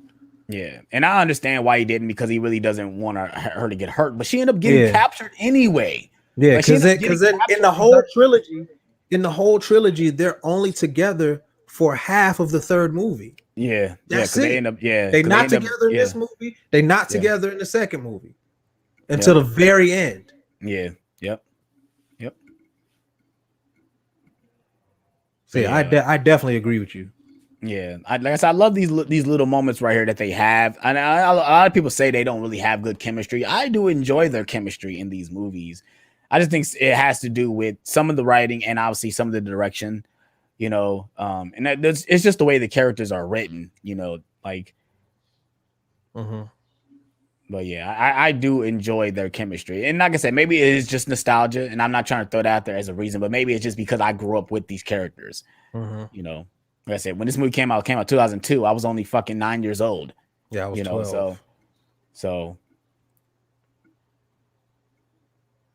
But yeah, Tobey Maguire got some bright blue eyes. Yeah.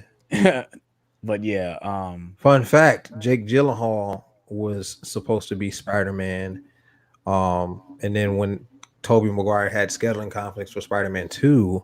Jake Gyllenhaal was in talks to replace him, but somehow it worked out that Tobey Maguire's schedule freed up.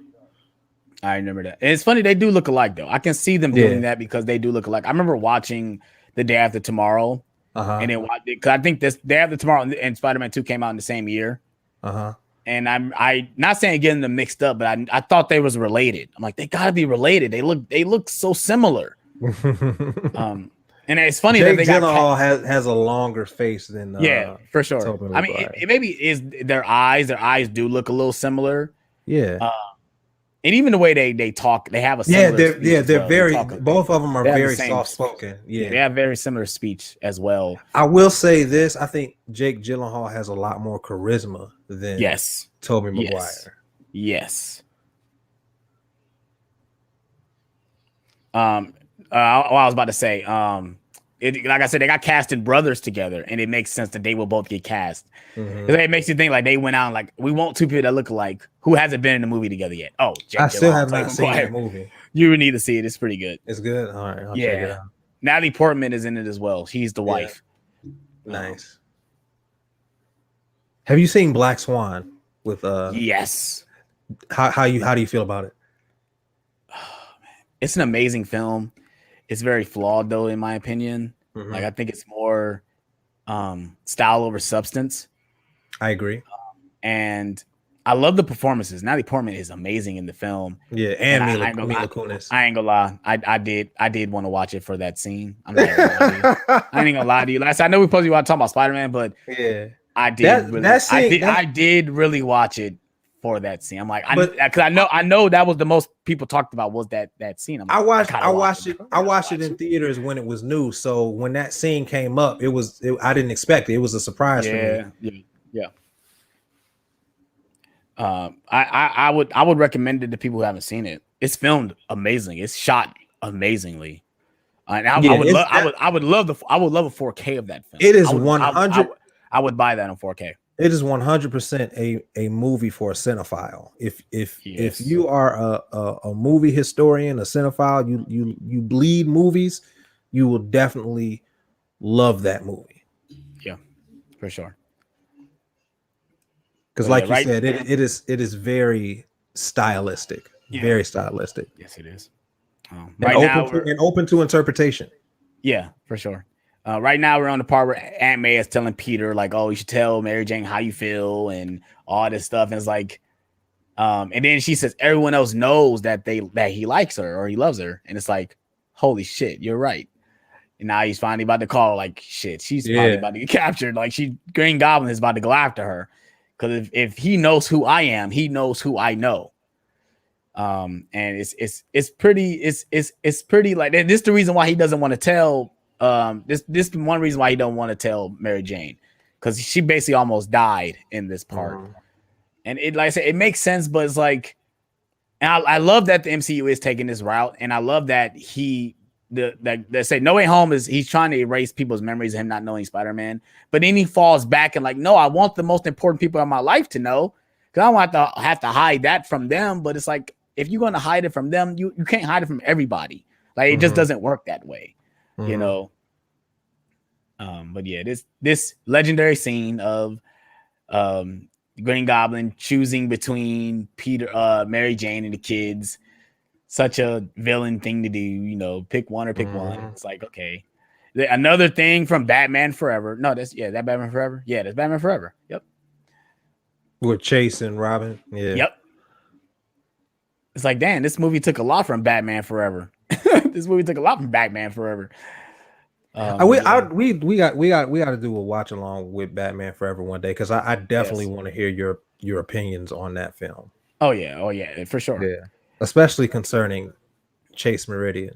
Oh, yes. Because she was thirsty for Batman. I'm not even gonna lie. She was smoking hot, though. Nicole Kidman was posing for some magazines in that film for sure. But yeah, we right now we're on the climax. We got Mary Jane being captured and Green Goblin causing a whole bunch of havoc. I don't know which bridge this is. I know New York got a lot of bridges. I can't think of what this bridge is specifically. Somebody in the George Washington Bridge. I think so. It's one of them. Yeah.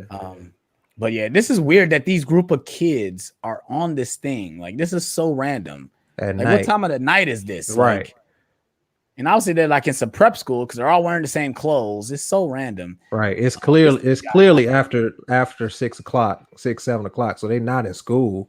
Yeah. I love this scene where he's using his webs as a slingshot. This is awesome. Yeah. I wish he would have do that more. He's done it. He did it again in the second one, but I wish he would utilize that more. That's one thing that the Tobey Maguire movies and the Andrew Garfield movies do very well is web slinging. You don't see a whole lot of that in Homecoming and Far From Home. Yeah, I think the problem with that is that they haven't put him in the environment to swing a lot. Yeah, he's a friendly neighborhood Spider-Man, so he's always in the neighborhood. Yeah. For one, he hasn't been in New York City for the past 2 movies. Even in all the movies he's in, even if you want to count Infinity War Endgame, he's not in the city.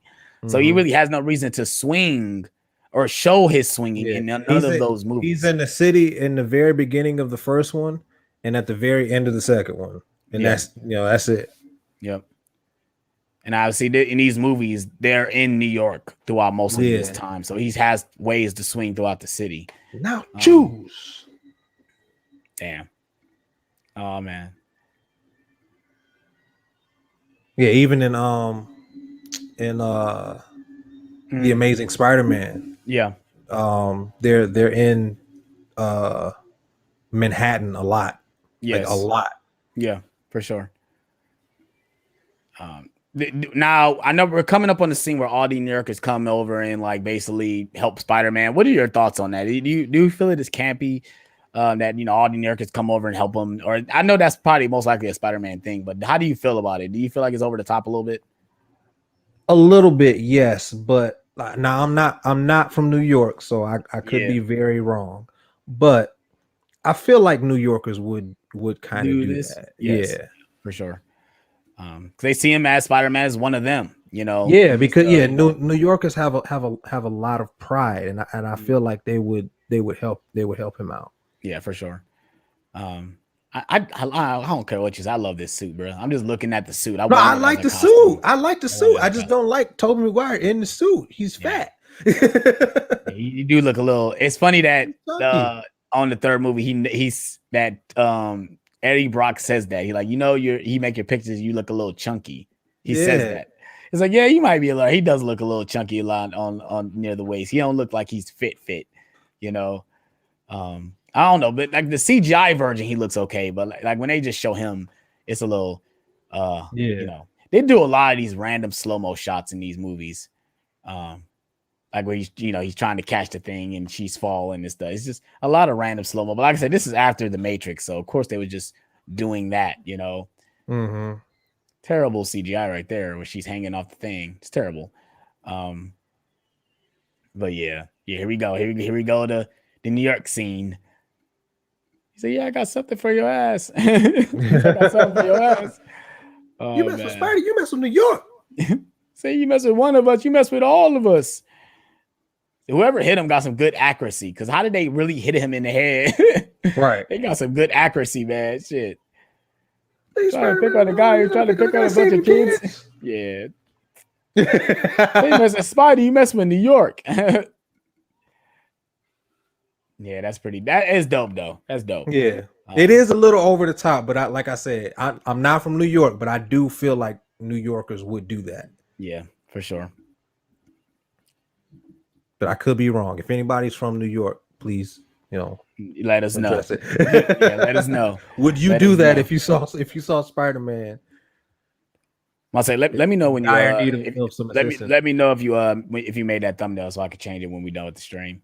Okay. But I love this scene right here. This fight between Green Goblin and Spider-Man is so brutal. Mm-hmm.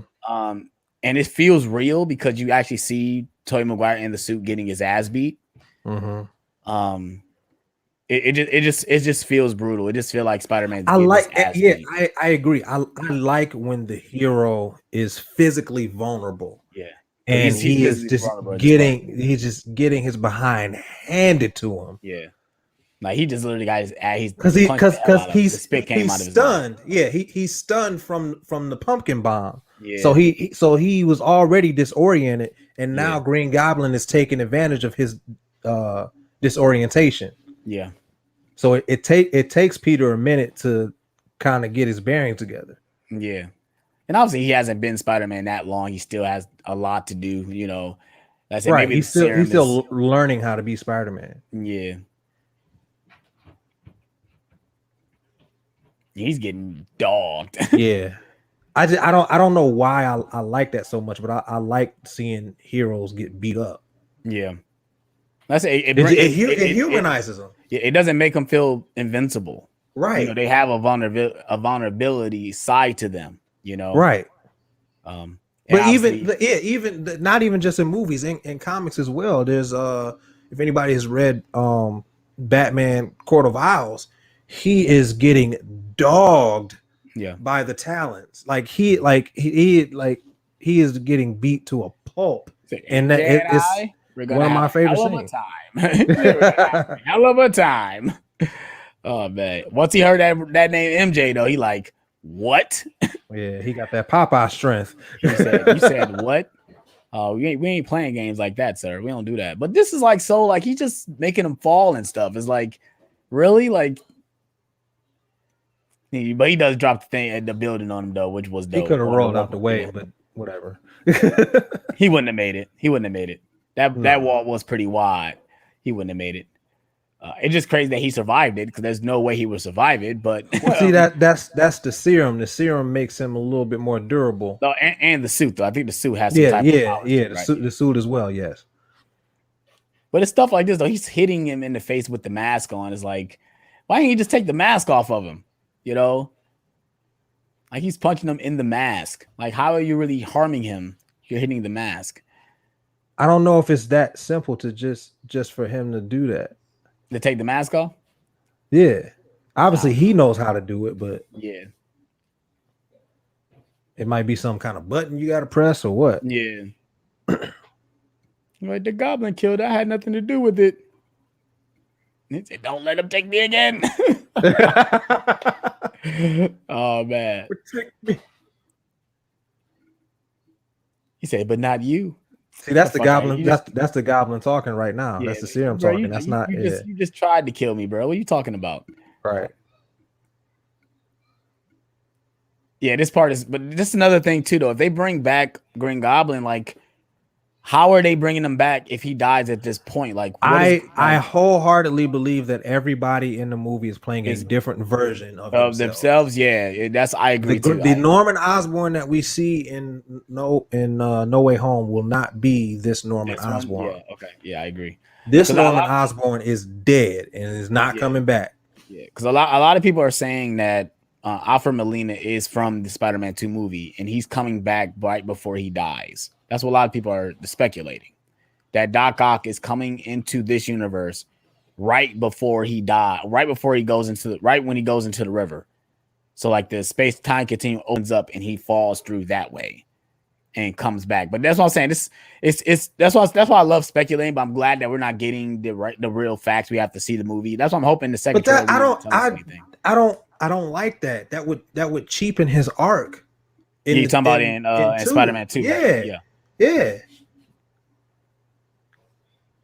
But that's another thing too, is like that's why it kind of questions that how would he says hello Peter and it's Tom Holland. Obviously that's a cut. He's not talking to Tom Holland. He's going to be talking to either Tobey Maguire because he wouldn't recognize Peter if these are variants like how we got in Loki, because that's what basically this will be is variants from other universes, because not all Peters are going to look alike due to Loki. Not all the Lokis look alike, right?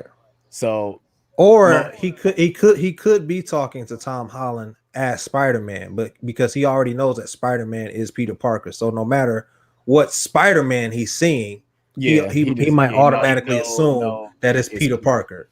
Yeah, because he does reveal at the end that he is Peter at the end of Spider-Man 2, so that does make sense. But like I said, unless you know, like it's from a different universe, and he knows that he's already Spider-Man. Mm-hmm. But I guess we'll have to wait and see. We're coming up. We're coming up at the end. We're at the funeral of Norman Osborn. We got Harry saying, "Oh, I'm gonna make Spider-Man pay." Blah blah. I like the fact that it's not raining at the funeral. All the time we see it's outside and it's raining. Yeah, it's in. I don't think that aesthetic would have worked for this part. Yeah, I'm glad it's sunny outside. Yeah, it's clearly windy as hell. Partly cloudy. Yeah, it's fall. Yeah.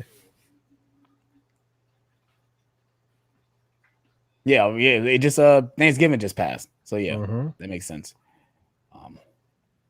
They really do. Like, it's not snowing. Yeah, it does. It does look New like York. It does look like they filmed it around fall because they do have a lot of leaves, and you see the trees look like they don't have leaves and stuff like that, which is dope.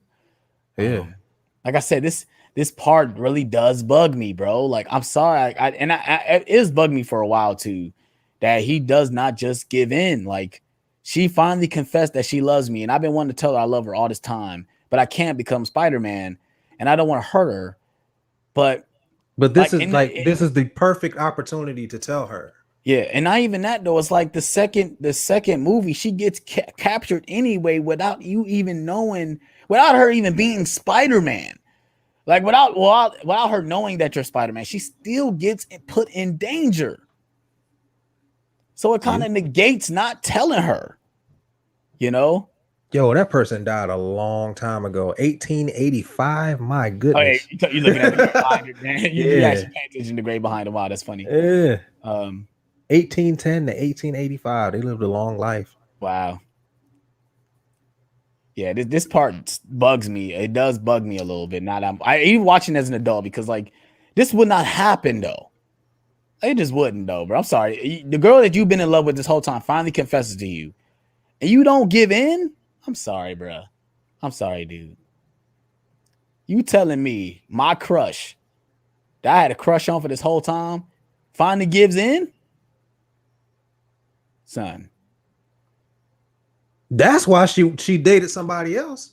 Yeah, That's why right here in this very yeah, scene right here. yep. And that's what makes it so weird because he's trying to impress her the whole time. He's trying to get her attention throughout the entire movie. When you could have negated all that stuff and just been with her right now. Because she wanted to be with you, and I think she still wanted to be with him. I think she used I agree. She used the J. Jonah Jameson's son that's a rebound. That's definitely a rebound. That was just something to get back at Peter. I don't asking to be married. Yeah, I don't think she was trying to get back at Peter like on purpose, but he was definitely a rebound. Nah, bro. I'm sorry. You telling me he the person that you in love with doesn't come to something that you promised for to come, and then y'all have an authentication, and then that next scene, he proposed and you say yes with Peter in the same room? Nah, bro. You did that to get back at Peter. Sorry, you did that to get back at Peter, bro. But like I said, it's both points are valid. You understand why he doesn't want to tell her, because it's like, bro, I'm Spider-Man. I have so many enemies. If my enemies, he says it in Spider-Man 2, if my enemies found out about you, if you ever got put in danger, I could never forgive myself. And that's why he can't be with her. But like, it's not up to you though, Peter. That's why I keep thinking it's not up to you, Peter. It's up to her if she want to be with you or not. If she want to take the risk, just allow her to take the risk. It's on her now. That's one thing is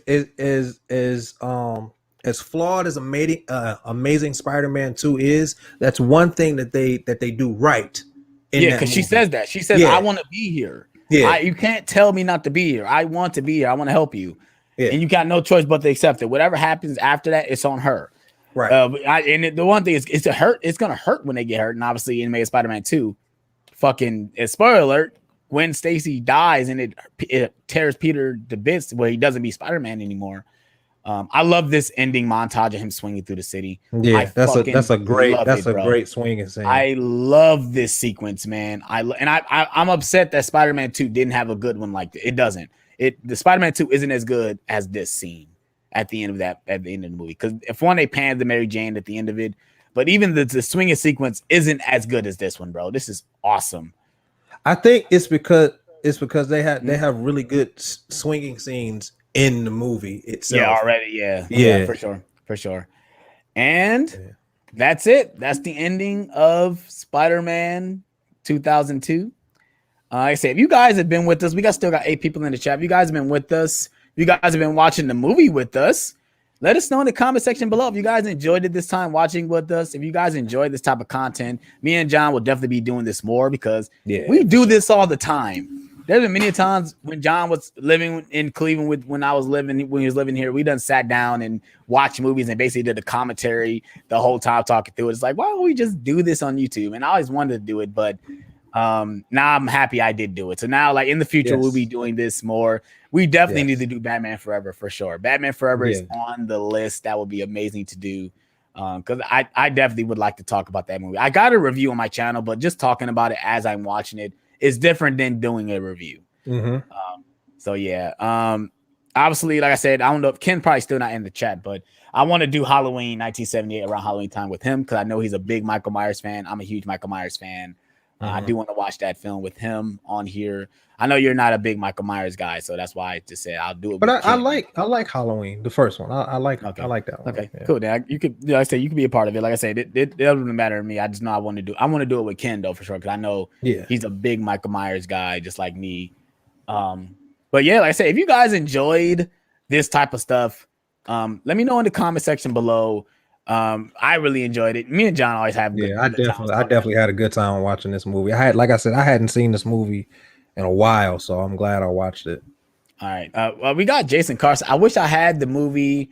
I thought I did, but enjoyed the watching along and commentary. Well, thank you so much, We Jason. appreciate you. Like I said, if you ever end up watching it, it's gonna be live, bro. So you can always go back and watch it. And shout out to everybody who is watching on the replay. I really appreciate you guys.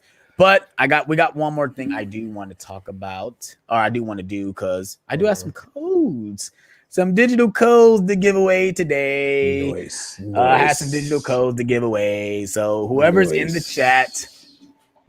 chat, you guys have an opportunity to win. Like I said, if you guys have been with us this long, I'm giving away the digital code to Space Jam.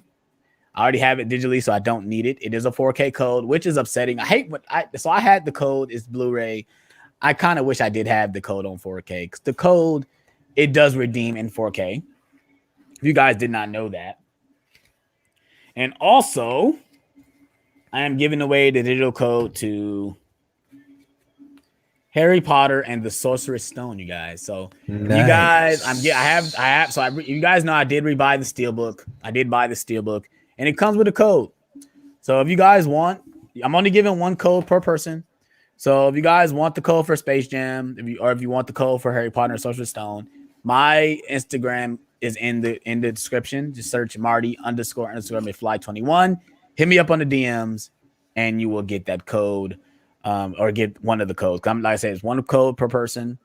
So yeah, like I said, if you want Space Jam or Harry Potter and the Sorcerer's Stone, they're both 4K codes. Hit me up on IG. John, you got any codes you're gonna give away? Yeah. I had one somewhere. I don't know what I did with it, but I got other ones too. So, I got Once Upon a Time in Hollywood. Nice. I got that was real quick. Yeah, that was a blind buy for me. I had not seen the movie, and I just watched it last night. That movie is great. I love that movie. That is definitely one of Tarantino's best, for sure. Wonder Woman 1984 on 4K. And I also have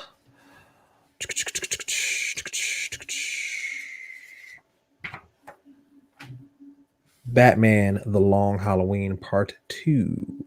Nice. So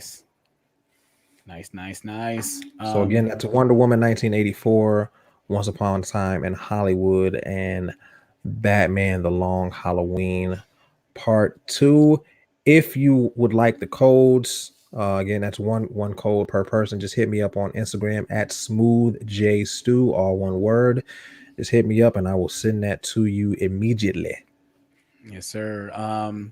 But yeah, Movie Hunter 2020. I bought that Harry Potter steelbook as well. Now I have 4 steelbooks of that movie. Well, you're 2 up from me, because I only have that one, and I have, if you guys can see in the back of my head, I have the steelbook collection. And they're releasing another version. I don't know if you know this, but they're releasing another 8-film collection in a train set. You probably seen it in the group chat. Somebody sent it to me in the group chat, and I'm not feeling it for real. And let me tell you why. For one, I see the way the cases are. They have like 3 separate cases of each movie, and I know, for one, they're probably going to be stacked as well on top of each other. And I know the train is most likely going to be cardboard. It's not going to be good quality, really. And it kind of makes me upset, though. That means that if they're doing this 8-film collection, most likely they're not releasing another steelbook. Right. They're not going to be doing each film in this format, which I do love. I don't know if you guys can see. I love this artwork. Absolutely love it. I love this artwork. This is the artwork I wish was on that steelbook collection, is this scene. Because this scene right here is amazing. The score that John Williams did for that scene is fantastic. But I want, and because next year is the 20th anniversary of Chamber of Secrets. Chamber of Secrets came out 2002. So now that would make it the 20th anniversary of that movie. So I would love to see each steelbook come out, but I doubt they're going to do it. I highly doubt that Warner Brothers is going to do it. Just like the Friday 13th movies. I don't think Paramount's making any more Friday 13th movies in steelbooks. They're coming out with an 8-film collection on steelbook. And for me, it makes me very upset because I already done bought part 1, part 2, thinking, oh, I'm going to get all the Paramount movies on steelbook. And most likely they will not do it. So, and obviously as a collector, we got to deal with these things. Physical media is not, it's still alive, but it's not as alive as we want it to be. When it comes to these studios producing stuff, when it comes to physical media, like I think right now they're trying to release all this stuff, like just release everything that they can in 4K. And then, you know, I think that it really depends on how the sales go, especially towards the end of the year. I think they're going to do another yearly round sales on physical media. Last year was pretty good for sales on physical media. And I think that's why they're releasing so much content, because they know people are buying. If one, the pandemic, and then two is like people are at home, you know, right. People are watching stuff at home. So we'll see. Like I'm really hoping they are releasing, like I said, they're releasing more stuff like this.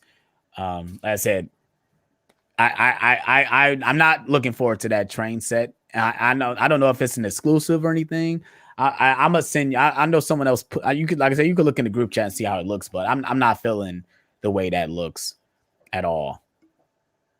And for me, if you don't own the movies, maybe pick it up. I mean, I know you already own them. I know you bought the set already. Yeah, I got the 4K set. I don't have the steel books, but I do have the 4K set. Yeah, but that was the only way I wanted to upgrade the movies, was that steelbook collection. The steelbooks, yeah. I wanted to own them in steelbooks. I remember them being out, and I remember seeing it at Best Buy and be like, man, it's too much. It was like $220 at the time, I think, when it was released. I'm like, man, that's a lot of money for these movies. I love them, but I can't see myself spending $220 at one purchase. And I think they went down at a point in time. I think there was like $200 at a point in time. I'm like, still, that's too much. That's still a lot. And then they was gone. They were gone from Best Buy. Then I had to go to eBay, and I'm like, how much they want eBay? I seen it for $129. I was watching it. Had it on my watch list. I'm like, I'm watching it. And then at one point, I just pulled the trigger. I said, fuck it. I want these movies in 4K, and I want them. I want them, man. And I came, and they, like I said, the only product, it's got a couple dents in them, but most of these steelbook cases are gonna end up with dents. Yeah. It's like I said, I don't know which version you have. You don't have the 10 set for like none of the Batmans or those, but those are gonna end up with dents. Just be, you know, unless you're actually putting them around plastic or whatever, but they're gonna have dents on it, because I think even the Batman with the Back to the Future, like this, I have the steel books, but they're inside cardboard. So yeah, if you're not careful with them, they're gonna get dents in them. I hate that. I hate that packaging. I'm not even gonna lie to you. I hate it. Yeah, it's so cheap. I wish they would have did it. I almost want to take the steel books out because of the packaging. Yeah, I know a lot of people that have done that. And same with the Indiana Jones movies. Like the Indiana Jones packaging is terrible, so they literally just threw the box away and just kept the steelbook separately. I thought about doing it, but I'd like the way I got the image display like that, so that's why I just kept it. So it is what it is. But Movie Hunter said, I'll pass on the train set. It's just a packaging gimmick for a cash grab. I agree. Absolutely. I agree. And that's what I'm saying. Is like, why not just release another steelbook collection? Why not just release another steelbook collection? People are gonna buy it. People would buy it. They would definitely buy it. I probably wouldn't buy it if they did a whole set. I kind of like that they did just one, because then now like if they do each one, you could just buy one. Because I probably will most likely rebuy them again like an idiot. Even though I already got the steelbook. But for me, I can switch them out if I want to. And that'd be a cool thing. I can switch them out. I thought about doing now I could put that other steelbook and put that one in there. I think I might do that for Space Jam, because I got the Blu-ray steelbook. I think I'm gonna put the 4K in that case, because that steelbook is dope. That steelbook is dope. Yeah, I agree. You talking about putting the 4K disc inside the steelbook, right? Yeah.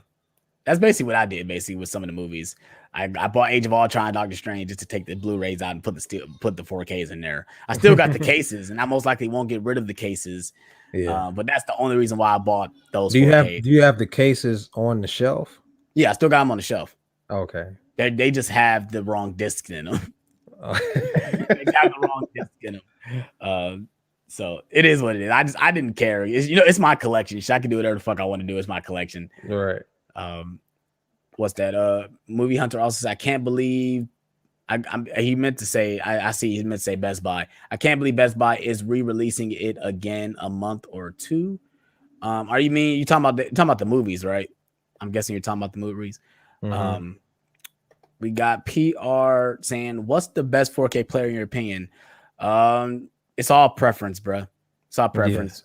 I mean, for me, I use my Xbox One S for my 4K player, and I have no problems with it. And see, that's the thing Also, that it's also depends on your TV. yeah, that question assumes that you have 4 or 5 4K players. Yeah, go ahead, keep So talking. yeah, so for me, I only have the one. I only have my Xbox One S, but I can just pick it up and take it into another room if I want to watch it. I don't have multiple 4K players.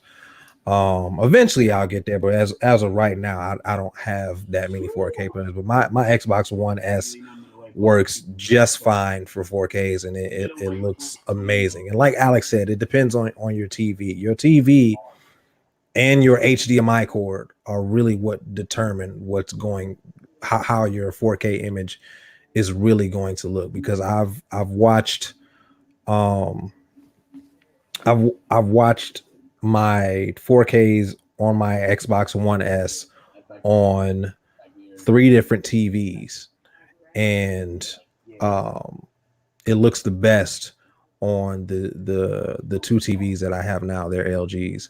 So yeah, it really depends on your television. Since my TV is a Samsung 4K 75 inch. So yeah, I mean you have a great TV. Um so it really, it really doesn't matter what 4K player you have. I mean, unless it's like some kind of third party brand where they just piece together spare parts, because that's kind of what they do with a lot of TVs when you get like off brand joints like Hisense or Westinghouse. They just piece together spare parts and they look fine, they get the job done. But if you really want that high quality, you got to pay for that name brand, unfortunately. But it's the same way with uh any form of technology. It doesn't matter if it's the TV or the 4K player. You gotta pay for that brand, unfortunately. Even Shaker is still closer to us. Yeah. Once again, thank you everybody for hopping in the chat and watching the movie along with us. We appreciate it. We definitely gonna be doing more of these very soon. Alex wants to do Halloween, so we'll definitely be doing that. I want to do Batman Forever because I'm very interested to see people's opinions on that movie. Movie Hunter 2020 says best idea to make sure you're at 120 hertz. Most try to push the 60 hertz. I 100% agree. Read the specs on your television before you buy them. Don't just buy a 4K UHD television just because it says 4K UHD. The frame rate matters, the refresh rate. Also, it does matter whether it's HDR, HDR10, HDR10 plus, or Dolby Vision. HDR10 plus and Dolby Vision pretty much do the same thing, but I learned that the hard way. I bought a TV that was HDR, but it wasn't HDR10 plus. So while the colors were very crispy and very defined, the refresh rate wasn't as smooth, and it irked the hell out of me. Yeah, I'm back. Yeah, we were just talking about TVs and stuff. Yeah, because even our Puerto Rico, I got the same size. I got a Samsung 4K 75, and it really like I said, I don't know everything you said, but obviously it does depend on what configurations you have on your TV. Does it does HDR? Do it? I was just saying that. Yeah, Yeah. does it have Dolby Atmos capabilities and stuff like that? And obviously, sound system also plays a big part in that too. Like I said, for me, I bought my Xbox One S just to watch my 4K discs. But I knew the TV I wanted to get would be good enough for me. Like I said, but obviously for me, right. like the human eye only can see so much, especially if you will just allow your eyes to do it. Because some people just be like trying to blow it off, like, oh, I can't see the difference, blah blah. Yeah. I said I And showed, some people can't see the difference. yeah. But I forgot what I think I showed my brother, but I think at this point in time it was Blu-ray and DVD. And I was telling him like, yeah, I showed him Avengers on, no, I think it was 4K. I think it was on Blu-ray and 4K, and I showed him the difference. And he's seen the difference between the 4K and the Blu-ray. And I don't know if this is true for all 4K players, but I assume it is. My Xbox One S upscales to 4K.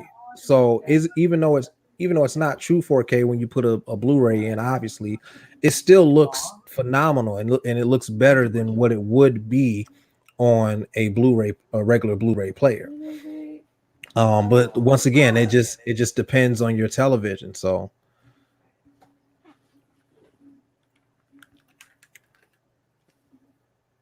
but yeah. Chandler, you're a little late. We're about to end the stream actually in a minute. He says, "Hi everyone. The Sony, I guess. Oh, he says he's giving you guys a good player. So the Sony UDP X800 M2 is a solid player. So if you want to write that down or screenshot that to see what type of player it is, how much it is, go ahead and check that out as well. Most likely, I will in the future buy a official 4K player for the actual room, because obviously for me, I take my Xbox all over the house. Right, I do the same thing. I just move it from the bedroom to the living room. I got it in here right now in my studio. So right, but yeah, so so like I said, I need to check my Instagram, see if anybody hit me up for the codes. Nobody up. I got somebody hit me up. Nobody hit me up yet. Nope, nobody hit me up yet for the codes. Like I said, if you guys want the code for Space Jam and Harry Potter and Sorcerer's Stone, they're both 4K codes. Hit me up on IG at Marty__McFly21. I said, just hit me a DM and I'll love to get you the codes. Like I said, first come, first serve for those codes. So John got some codes to give away as well. I don't know if you want to say them again. Wonder Woman 1984, that's on 4K. Once Upon a Time in Hollywood, and what was the last one? Oh, Batman Long Halloween Part 2. The latter two are 1080p. Wonder Woman is 4K. All right. Like I said, I hope you guys enjoyed this stream. I really enjoyed watching Spider-Man with you guys. Like I said, if you guys watched it, let me know in the comment section below. If you guys enjoyed more videos, more streams like this, let me know in the comment section below. Please hit that like button. Please subscribe for more. Also, go check out my boy Smooth J Stu on YouTube. His link will be in the description. So yeah, and we out on this one, you guys. Peace out. Stay smooth.